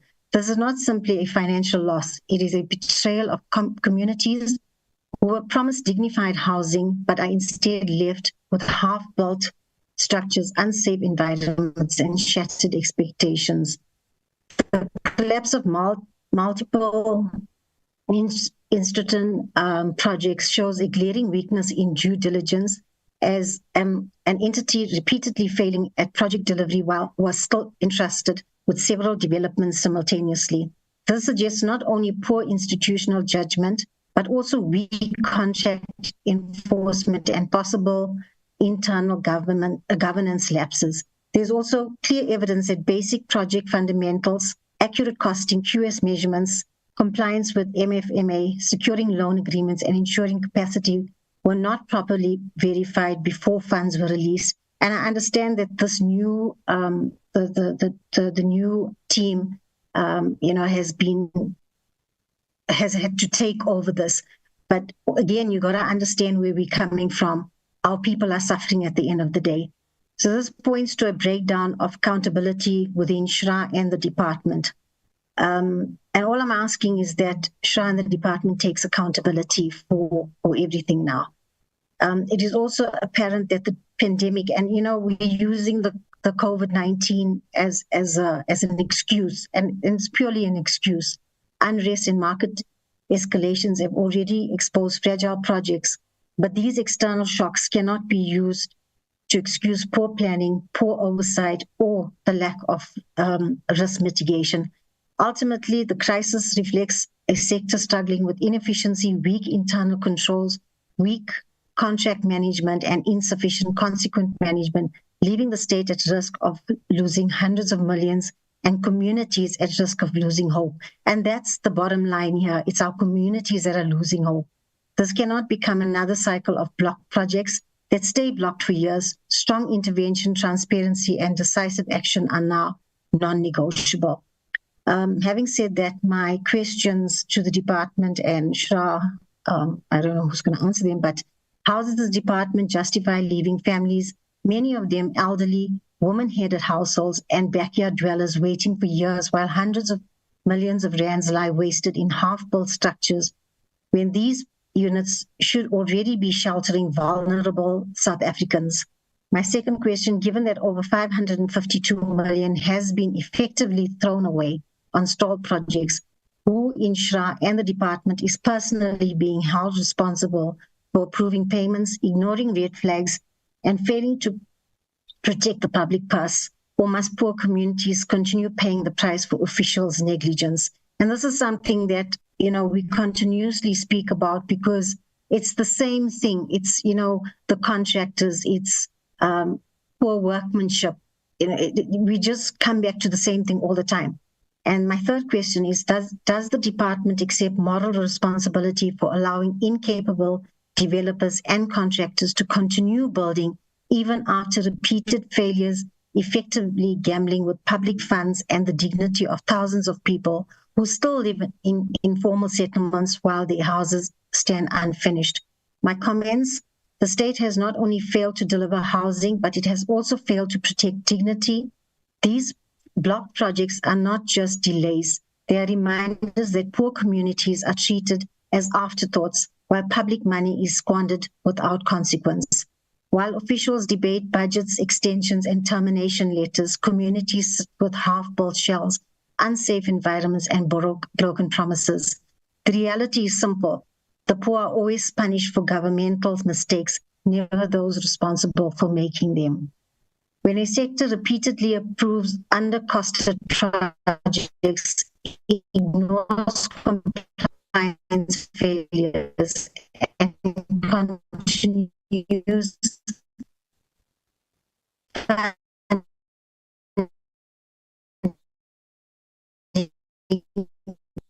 incapable developers. It is a moral failing to the people who trust basic human rights. A home matrix must be tabled, identifying names, positions, and decisions that led to each block project, including approvals signed off despite warnings. Officials cannot hide behind committees while communities suffer. Where projects are terminated, funds recovered or saved must be immediately redirected to urgent needs like title deeds, rectifications, blocked community projects, unsafe hostels, and disaster-affected settlements.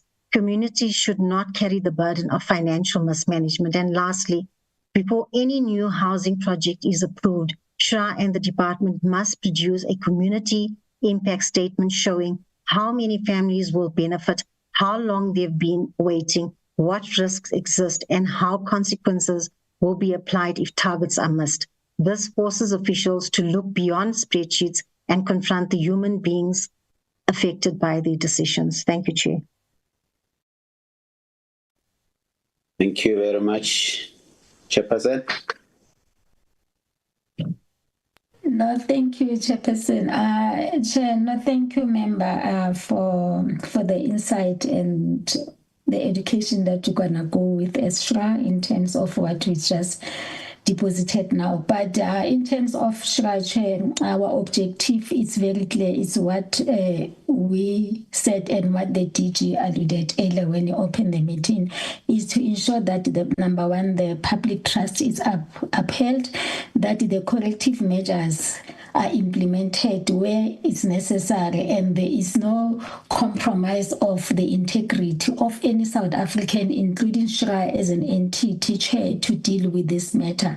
And Chair, I will say it again, coming to today's appearance, as SHRA already we have started to deal with this matter of the block project. The office is just being appointed. It's only 3 council meeting that we had, but as this council, at least we are coming with something on the table to say, hey, South African, this is how we wanted to address the issue of the block project. And with the advice, especially from the department, the DG and the DDGs, we are, on my side when I'm sitting, we are doing well to have this presentation that is a working document at least is taking us somewhere. And as Shra, we cannot just be in a hurry dealing with this matter. As we said, there's the issues of finances, there's the issue of legacy project that were there, that we needed a clarity on them before we apply our mind, Chair. But I welcome the comment, and in terms of some of the questions are not based on us, the issues of hostel CRUs and others, issues of title deed, I think maybe the department will deal with it. But on our side, we'll take what the member said. But as this council, we are on the road, and one day we'll be smiling coming to this committee to say, indeed, we have implemented, Chair. Thank you. Thank you. DG?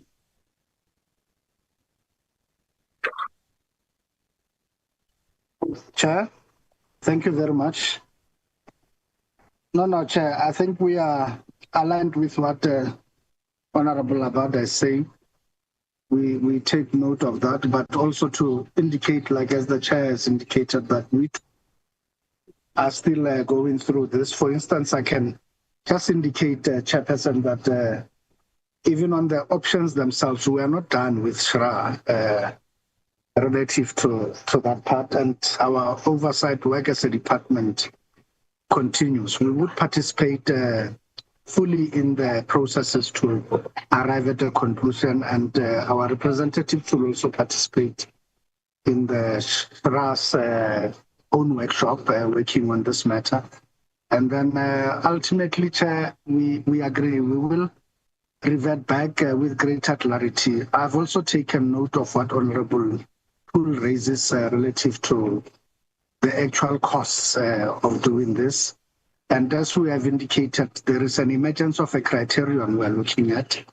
We may not meet the expectations of everybody, but I think by the time we do come, the plan will be much more thorough, indicating also the multi-year investment and the trade-offs that we are making, as I've indicated. As you can see, right now we have just profiled the troubled portfolio, and we have not necessarily gone into key details of how. And so I think we will certainly in due course return, and some of the recommendations Honorable Abada is making, I think when we do make considerations, including at the workshop, we will take those to heart. Thanks.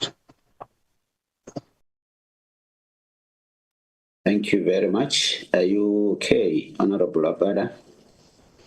Just one thing, Chair, I forgot to greet the support staff. So I just want to say good morning to the support staff led by our Chief Secretariat, Koliswa. Thank you. And thank you to the DG and Shra for the responses. Much appreciated. Thank you.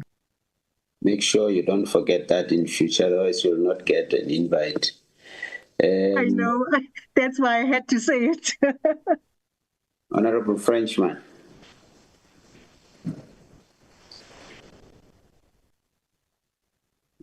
Thank you, Chairperson, and greetings to each and everyone present on the platform. Chairperson, we can all agree that this all comes down to fruitless and wasteful expenditure. We have instances where contractors were paid, but they leave the projects incompleted and no consequence management is being implemented.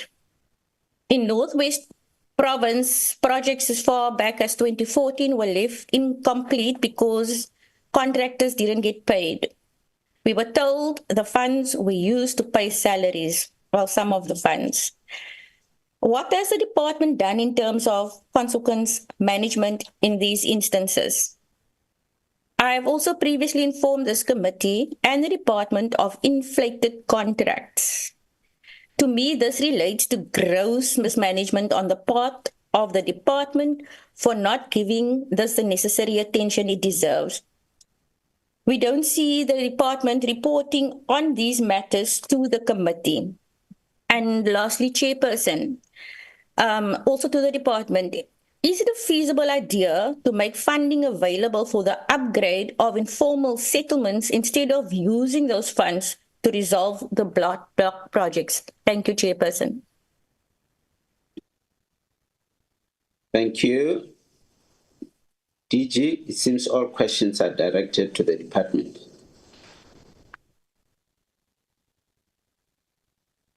Chairperson, thank you. My colleagues are also here on the platform. Maybe let me afford them an opportunity to make comments. DDG Naga is here and the CFO are also here. DDG Naga?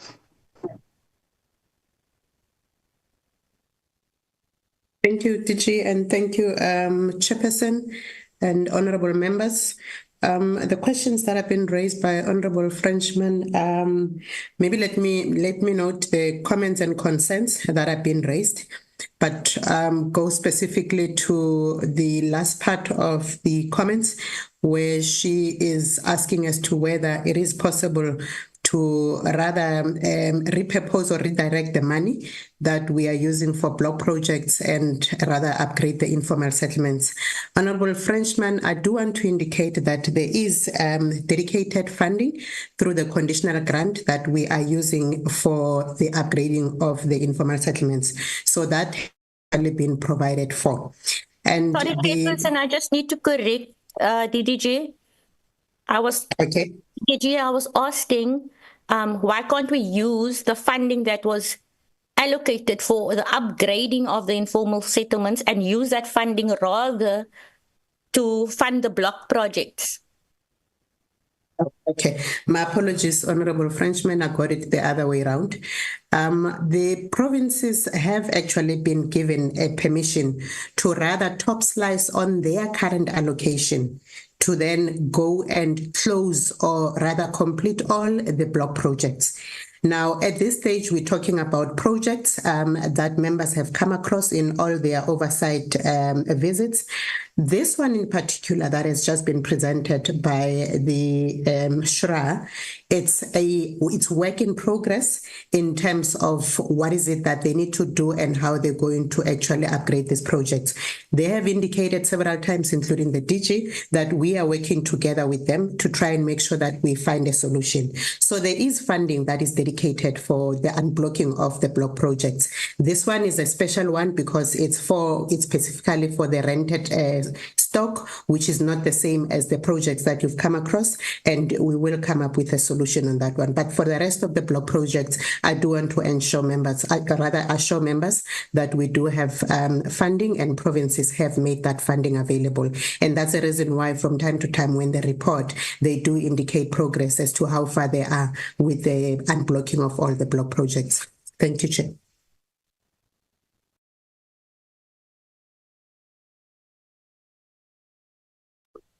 Therefore, good morning, Honorable Chairperson and members, DG and colleagues. I think, Chair, maybe it is safe to say that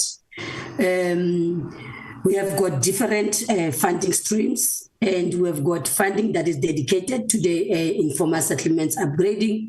We have got funding that is dedicated to the Human Settlement Development Grant, and we have got CCG. So these are different funding streams. The HSDG and the funds for the informal settlements, they go to the provinces, and ISUPG is transferred to the provinces and metros, and it is a specific purpose grant. And if we want to use it for any other thing, we need to approach National Treasury because unfortunately it is gazetted for that. However, for this purpose and for SHRA, we have got what we call a CCG, which is specifically for SHRA. And we cannot use it for any other project, but specifically it is transferred to SHRA to deal with the social housing. So, and Chair, when we need to move funds to look at the others, for example, move funds from the provinces to assist with SHRA, we need to approach Treasury, and then we need an appropriation because all the funds have been appropriated for the relevant spheres of government. So it is difficult to say we need to move funds for the upgrading of informal settlements so that they can go and assist SHRA. Unfortunately, when we approach National Treasury and what SHRA has been presenting today, Chair, we don't have additional money. There's no new money coming in. And when we did our MTech, Treasury said, go back and reprioritize. So we need to rob Peter and pay Paul. But with the limited pace that we are sitting with, it is difficult when we look at the HSDG, because Shira was saying, can't you give us additional funding from the HSDG? But the issue that we are sitting with is, there was years that we were sitting with 16 billion for the Human Settlement Development Grant. But for the next coming years, you can see that the HSDG is going down, drastically is going down.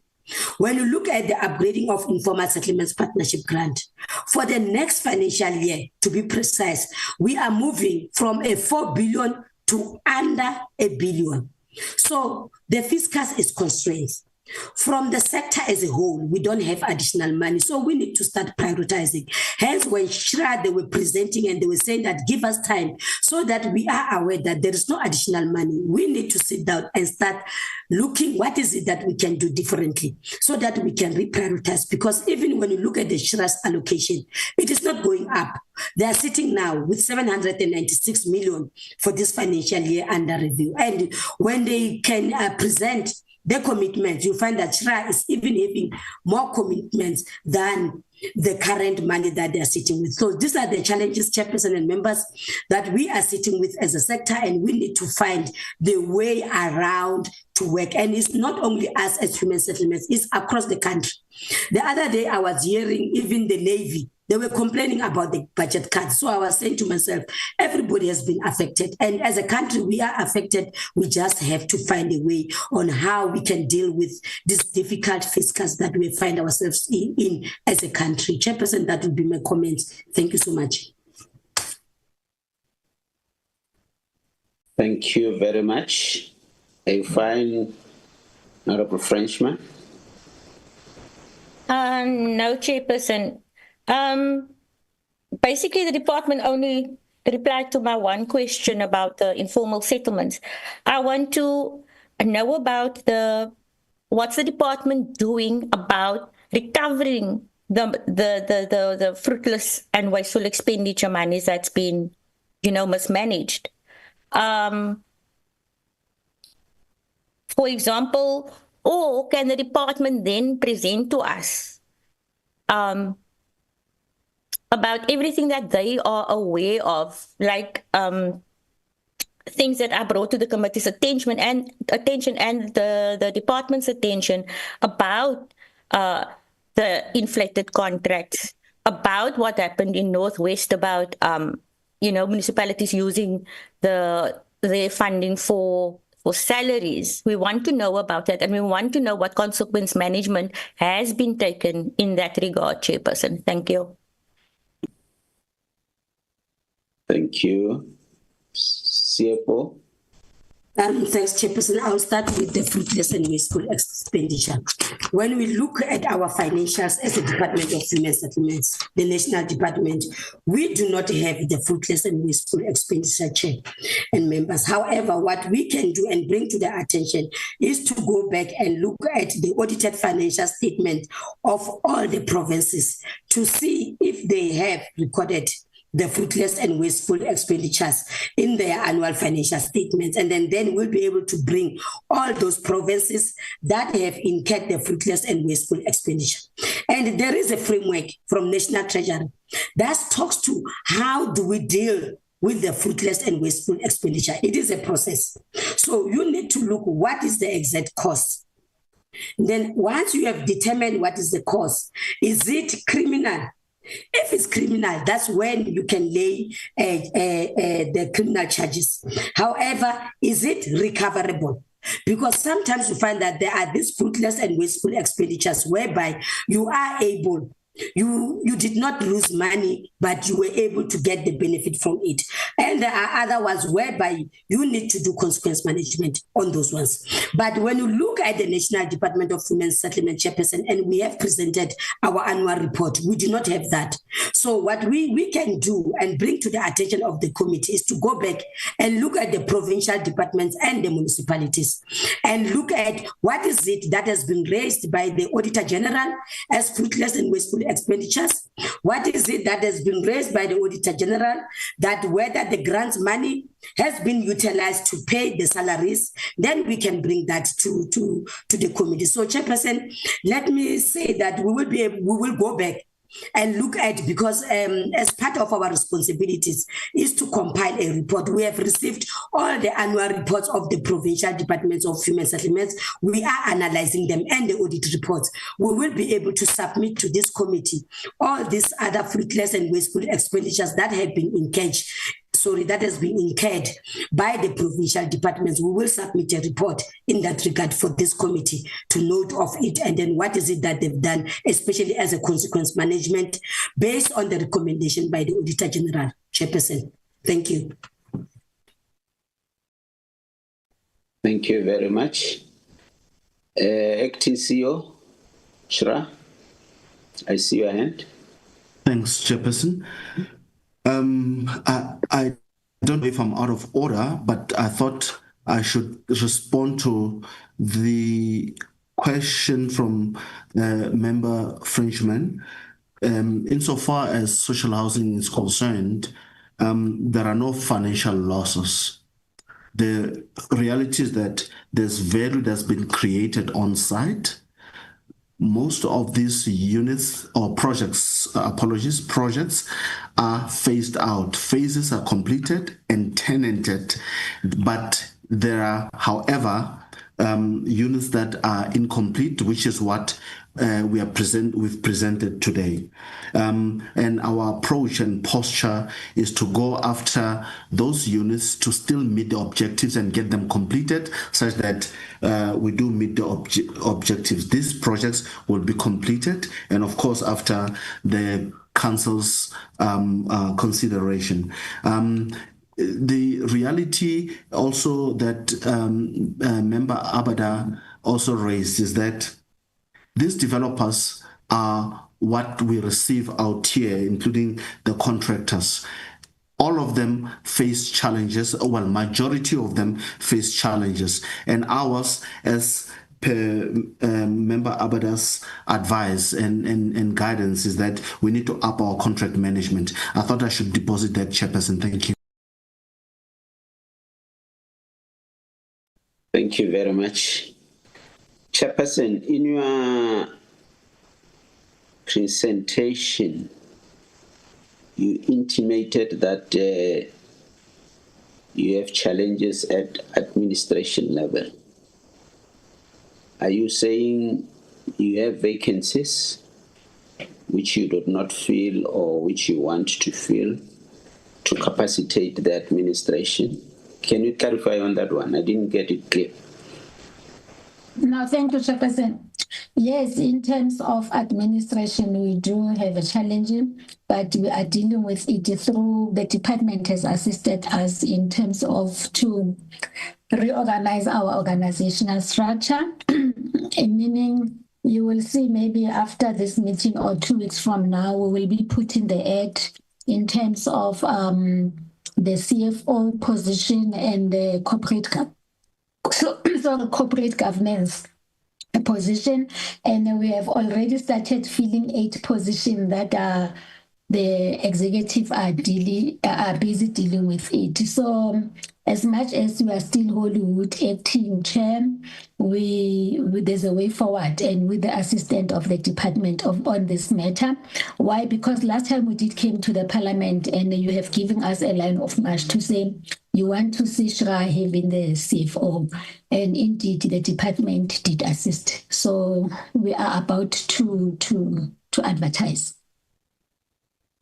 So yeah, it is a challenge, but it's manageable, Chair. That's why we managed to get 83% and the clean audit. All right. Now, I think I understand it better now. Thank you, Chair. Very much. I think I'm towards closing the item. Do you want to say something, Chair? It's your parting words. Okay. No, Chairperson, what I would want to say is to thank the committee and the office of the DG and the minister in terms of allowing us to come and present this working document that SHRA is envisaging to present to the South African. And Chair, as we present in this working document for consideration with the understanding that the further refinement and will follow after the upcoming workshop, and will come back with a better amicable solution in terms of the social housing. Based on that, Chair, no, we thank you so much for the committee to listen to us, Chair. Thank you. And to the office of the DG and the DDGs, thank you for the direction and the assistance that you provide to SHRA. Without them, I don't think we'll be where we are. Thank you, Chair. Thank you very much. DG? Thank you very much. As committed, we'll continue to work with the SHRA to have this travel portfolio sorted out. And we stand by what the commitment of the chair to the committee that early next year we will come back a bit much more strong and with much more greater clarity in terms of what the interventions we intend to do, and we'll present that rollout plan very well to the committee.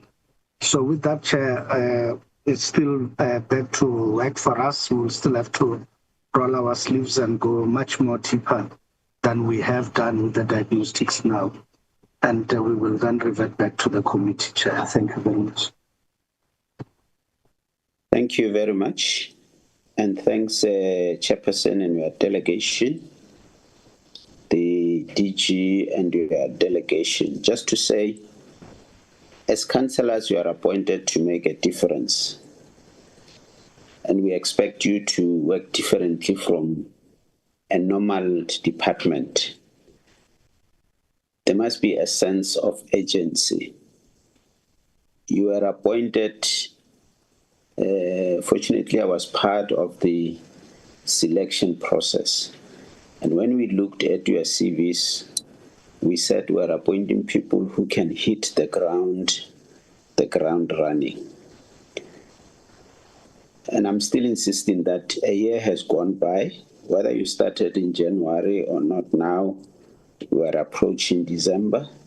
So you are effectively left with 2 years to make a difference and implement what you were appointed to do. Hence, I emphasize a sense of agency. The new financial year is due in April 2026. Budget processes have started now in preparation for the new financial year. The minister will be presenting his budget in February.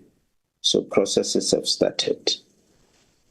Let's agree, as you promised, that we'll have another meeting in February, March 2026, where SHRA will be fully ready to present to the portfolio committee an implementation plan on what they are going to do with this projects that we were discussing.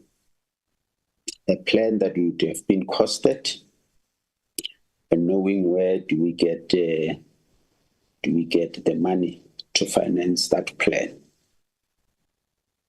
So, Secretary, if you can look for a date in February, March, when we come back, the chairperson of SHRA has promised that by end of January, they'll be ready with everything.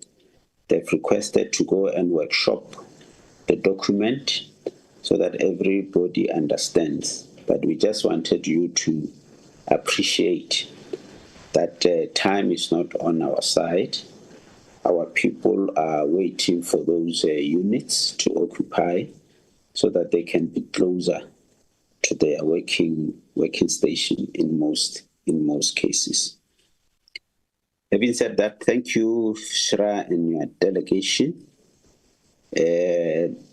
Let's meet again in February, March. Thanks very much. Next item, Honorable Gamede. Thank you very much, Chairperson. No, Chairperson, I still remember that. I'm sorry to come with this issue at such short notice. It's just that one received this news. I think yesterday when I was at the airport, I saw this thing on the newspaper. I think we all remember that in May we took a resolution as the committee where we wanted the report because there were so many things that were happening with regards to the NHFC. I think since last year. Then this year there was also another issue. I think it's a case that was reported by Honorable Mpiti from our side. I'm not sure whether it's. I think the case was with the public protector. There were a whole lot of things that were happening. But with regards to the procurement of the office space, I think we all remember that case.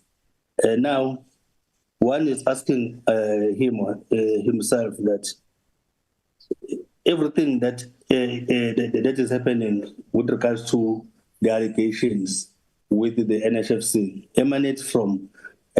mostly emanates from that case that Honorable Peter has reported to us. And we as the Portfolio Committee playing an oversight role to the Department of Human Settlement and also to all our entities. I don't think it is fair, Chairperson, for us to go out there and read this thing from the newspapers. From May, June, July, August, September, October, November now, 6 months already. We haven't received the report. We hear in corners that the report is there. Some will say 1, 2, 3. But then again, I think it was last month. There was a meeting which I was in and out, Chairperson, if you'll recall, because of the situation in my family where we were experiencing when my mother passed on during the bereavement. I was in and out, and I was so happy that now that there is a new board at the NHFC, and even the chairperson of the board took us into confidence, even though you'll know, Chairperson, I come from KwaZulu-Natal, even himself, there are so many things that are questionable, those shady things following him, but let me not go there. We'll get to that in the near future, and I hope some of those things we must also talk about it because they end up being a problem and bring a very dark cloud to our organization, to our portfolio committee, I mean, and with our organizations, like what is happening now. We will ignore this thing, but it's there. People are asking us. Because another thing, Chairperson, if we work here as a committee, I believe that we all respect one another. And we all have to be patient with each other so that we can be able to find an amicable solution in everything. But I just want also to find out if the department knows about the report, because I believe from where I'm standing, you'll correct me if I'm wrong, that precautionary suspension of the CEO emanates from that, should emanate from that, what you call from that report that we called for or we gave instructions to receive as the portfolio committee. And another thing, I just want to find out, because there are a lot of things that we go out there and people, they report to us. There are a lot of whistleblowers. We share these things with our secretary. If it's going to be a norm that we as members of the portfolio committee, as we should be playing an oversight, because I strongly believe that members of parliament, we are the lawmakers. If I don't receive a joy, all of us, as we are 10, including yourself, Chairperson, we are 11. If every now and then, any of us, because you'll know that, Chairperson, I think it was a day before yesterday, I sent an email reminding you of certain grievances or certain concerns that I raised to your office and office of the minister. I haven't received the response. So if because I'm patient with you and I do have respect that you will come back to me. So now if, Chairperson, I don't find the joy, is it going to be a norm that all of us, we meet at the police station where I'll open a case or public protector, whoever that I can get closer to? Or if I do have resources, I can utilize the lawyers and whatnot, if it's going to be a norm. And I want to find out if the case, because it's mentioned in these newspapers that there is something, I'm not going to read out to you at the moment because I think all of us do have access to this news. So it is there on news. Honorable Mpiti is mentioned. The CEO has been suspended precautionally. The chairperson of the board is mentioned in those news. I just want to find out, is it correct, chairperson, that we will read these things on news? And does the department even bother to share these things with us? And the report that we requested as 6 months ago, what are the reasons that caused the delay for us to be the last people to receive this, what you call this report that was going to give us sufficient information so as to be able to play the role that people have elected us to come to Parliament, to come to this portfolio committee and play a good role, which is an oversight role. I'll stop there for now, Chairperson. Thank you. Unfortunately, you don't say what you have read so that we are all on the same line. But let me check with the department if they know, because personally I haven't seen. I can share, Chairperson. I can read it, or I can send it to the secretary. All right, yeah, send it to the secretary so that we are all aligned. Okay. DG, I'm not sure whether you are able to assist. Thank you very much.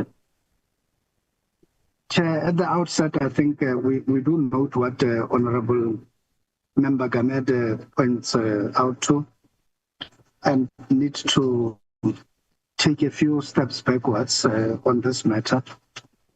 That this matter was raised by the Portfolio Committee with us following a number of inquiries from Honorable Member Mpiti, and to which we had also responded to in writing.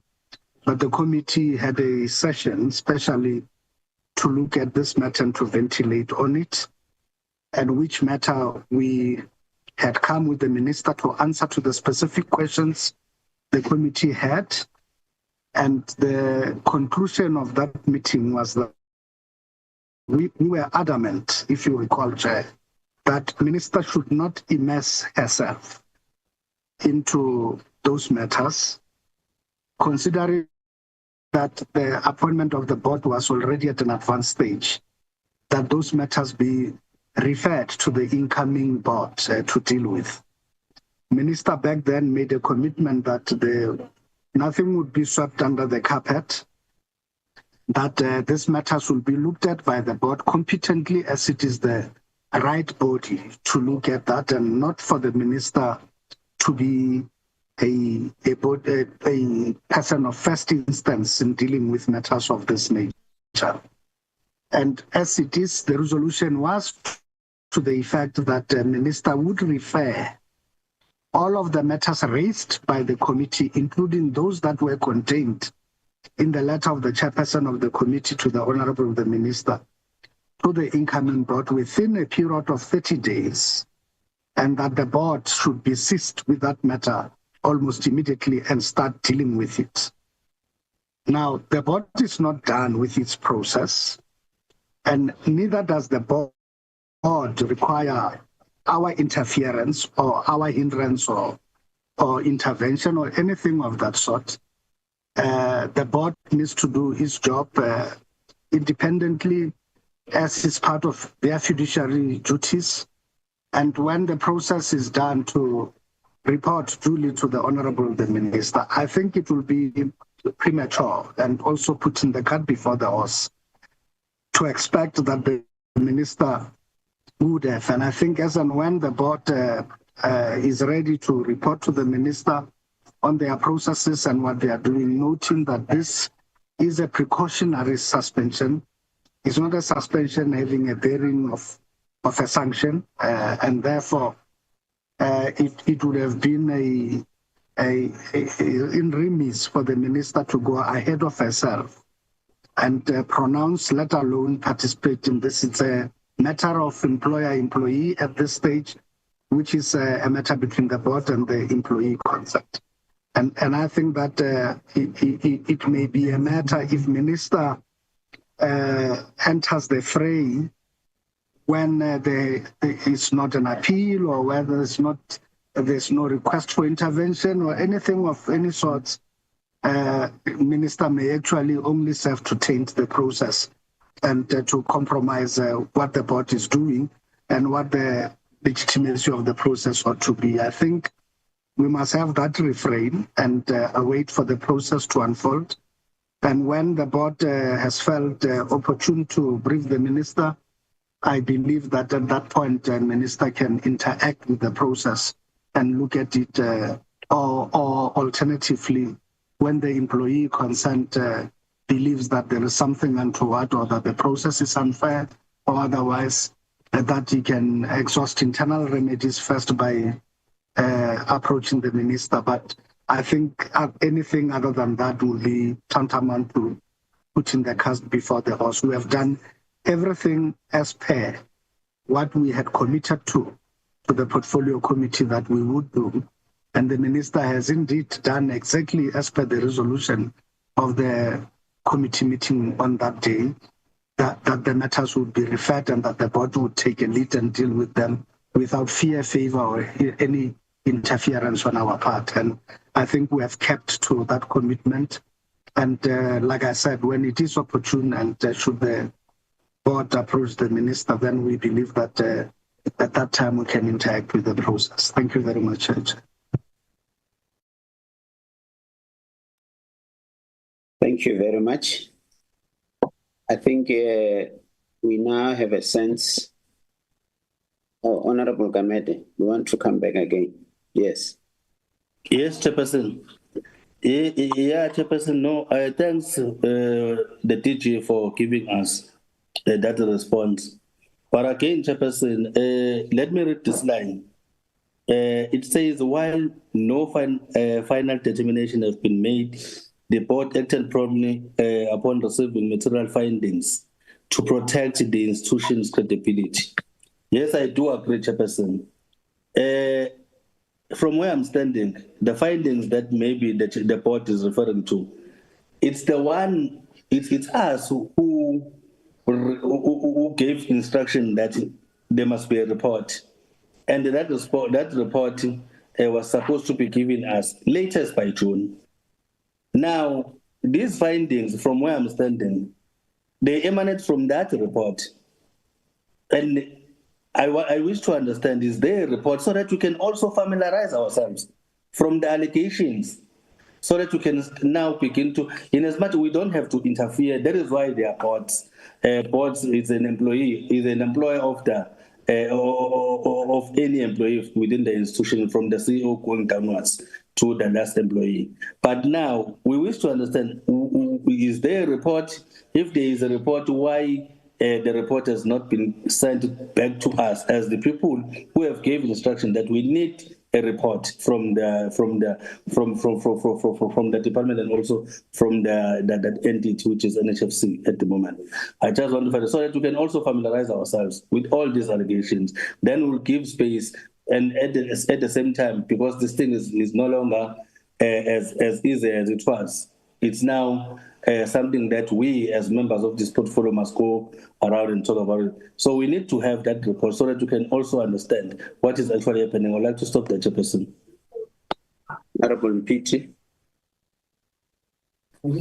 Thank you very much, Chairperson. I'm going to switch on my camera just now. I'm just trying to find a place where it can be audible. Apologies for that. I hope colleagues are able to see me. No, your camera is not on. Yeah, I'll see you. Can you see me? Thank you very much, Chairperson. You are hunting somewhere. No, Chair. Chair, look, I just wanted to come in on this part as well. I mean, firstly, I just want to say that I would like to appreciate the board for, one, being able to take this particular position, which is in regards to the precautionary suspension, which is something that I've personally called for quite some time, directly with the minister, due to the revelations that the committee has been made aware of, which have gone on for over a year. And it is because of these revelations that allowed us to take these issues to the public protector. And as we understand, the public protector's investigation is almost close to being concluded. But it also just references the fact that the issues that were brought forth just under a bit of last year, or since last year, that we raised this particular issue, that there are things that need to be tested in the NHFC, particularly as it relates to the CEO's conduct, and that those particular issues can only be tested with a process that is fair and that cannot be manipulated. And I think the precautionary suspension is a good way to go, because it allows the process to be fair, and it gives all the allegations that have been made the opportunity for them to be tested as well. So I want to appreciate that particular move by the NHFC board, and also appreciate their commitment that they had given us. And furthermore, to say that the report of the allegations was made available to the committee by myself. I did present that particular report, so it was sent to everyone, and Honorable Gamete knows that he also received it, and he was part of that meeting as well. And so, yeah, I just wanted to perhaps add now, because it was unclear to me as to who is the acting CEO of the NHFC. So if I can maybe just have an understanding and an undertaking of where that responsibility is going to lie. And maybe the DG can also just explain in regards to the minister. I have not seen a statement by the minister, but if he can just also clarify where the minister stands, or any inputs that the minister has given on the board's precautionary suspension of the CEO. Thank you very much.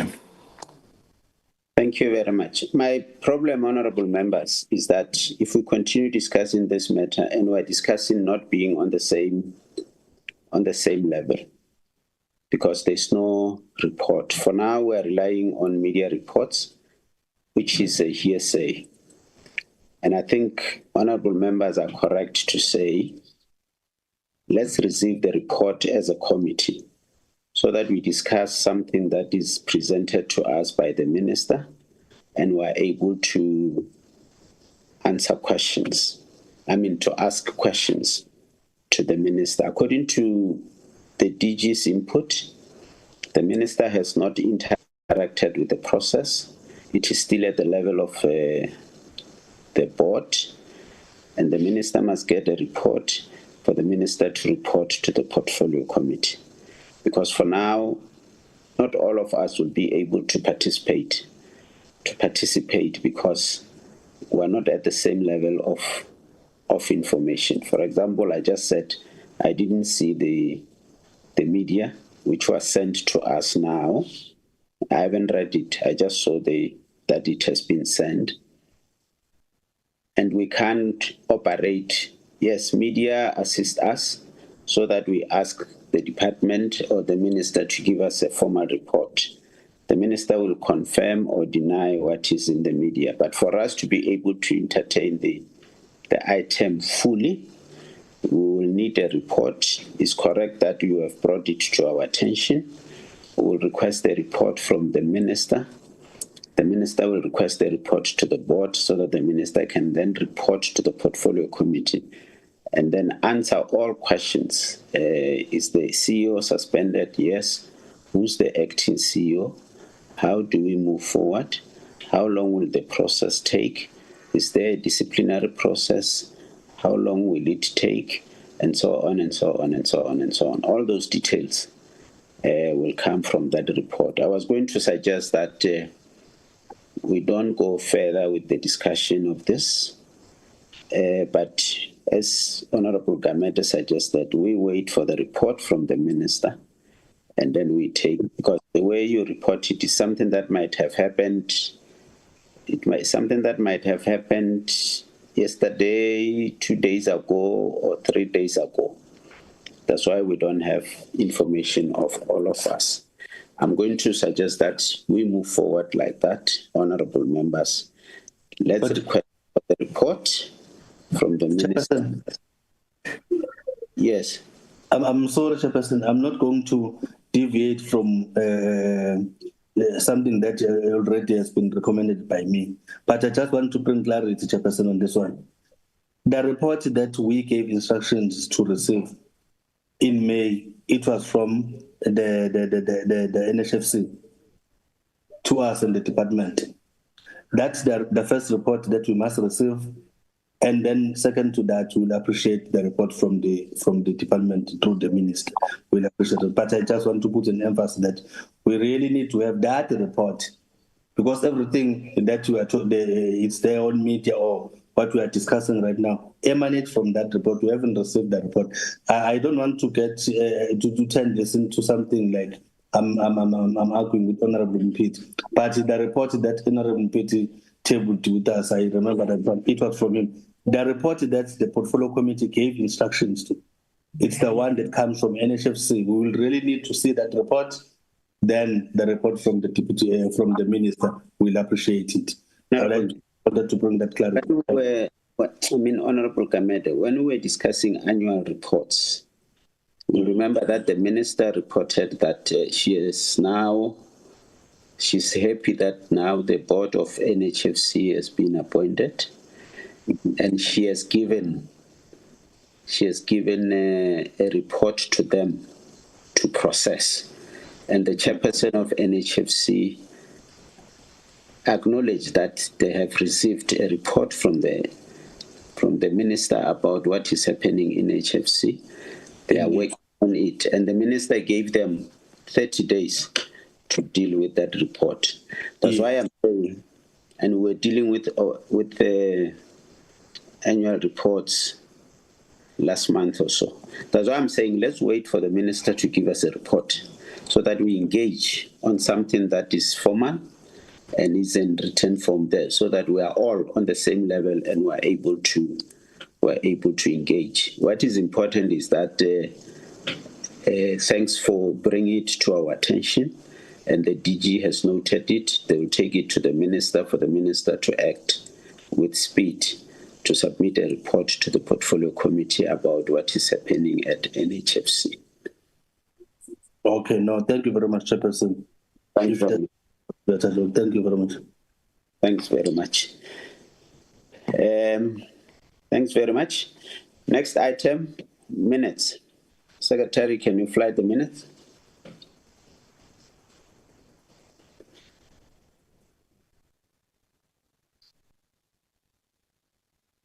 Hello, Chairperson. The minutes of the 12th November 2025. Minutes of the 12th November 2025, as a principle. Oh, before that, DG, I see your hand. We're requesting that we be recused so we don't just answer as speechlessly leave the meeting. That we be recused at this stage. You are recused, DG. Thanks very much. You are recused with your delegation, because we are just dealing with minutes of the committee. Thanks very much. Page 1. Page 2.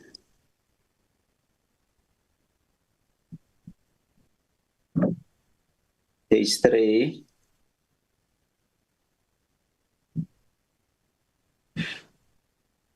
Page 4.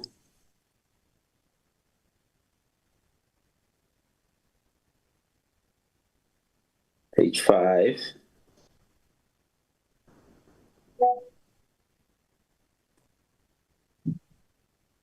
Page 6.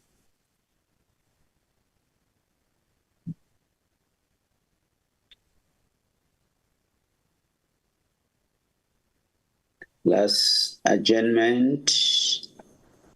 Scroll down. 12 hours. Any amendments to the minutes? Subtraction, additions? Corrections? Nothing. I don't see a hand. Can I get a mover for the adoption of the minutes? Chairperson, I move for the adoption of the minutes. Thank you very much. Seconder? A second, Chair. Thanks very much, Honorable Makagula and Honorable Frenchman. Any alternative view? Nothing. The minutes are adopted. I think that was the only set of minutes, Secretary? Yes, Chairperson, that was the only set, Chair. Any announcement?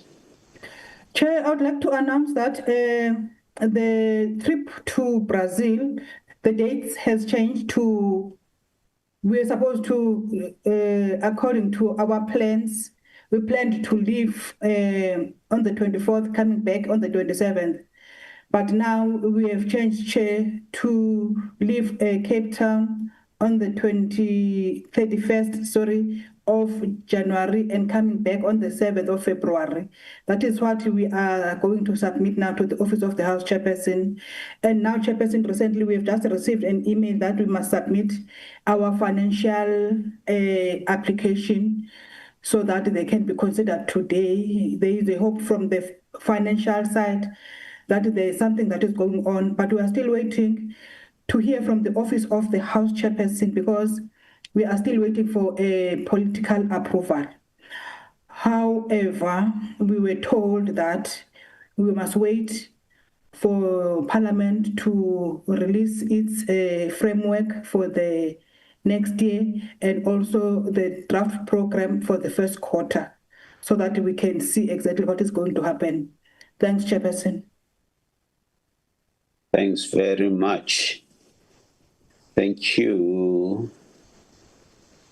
Any other announcement? Nobody's birthdaying, nobody has a newborn child, nobody's marrying Evan. It's only Kosi Chair who has a bereavement. Her cousin passed away as I think Tuesday or Monday. I am not sure, but she is in Joburg as we speak, and they are going to have the funeral in the Eastern Cape, Homan Fletcher, next Saturday, Chair. Thank you. Saturday of the 29th. 29th, yes. Our condolences. We send our condolences to Kosi and family on behalf of the committee. We are with you in our prayers. Thanks very much, honorable members. That brings us to the end of the meeting. It was a very fruitful meeting. Chairperson? Yes, who's that? Apologies, Chair. Sorry to cut in. Yes. Sorry to cut in the Chair. Just as a reminder, there is members that will be joining you on the 26th. That is for the CPUT masterclass in the evening. And also a reminder for members that have not completed the travel forms to please send me the travel forms. Only sign it, but do not put no dates because we'll convert it on our side when we get it back from the insurer. Thank you, Chair. Okay. But can you, at the same time, if you see there are no response, can you just call them individually, just to remind them? Sometimes, yes, we'll do that. Sometimes members are serving in many committees. They are kept busy. They forget certain things. Just call them individually. Okay, remind them. Thank you very much. All right, honorable members, thanks very much. Is Honorable Damino on the platform? She was in the beginning, Chair, but I don't see her now. Yeah. If Honorable Damino is not on. She's here. She's here. Oh, she's here. Okay. Yeah. I was not going to close the meeting before she joins. Now that she's here, the meeting stand adjourned. Thanks, Chairperson. Thank you, Chair. Everybody. Thank you, Chair. Bye-bye. Bye, everybody. Bye. Bye.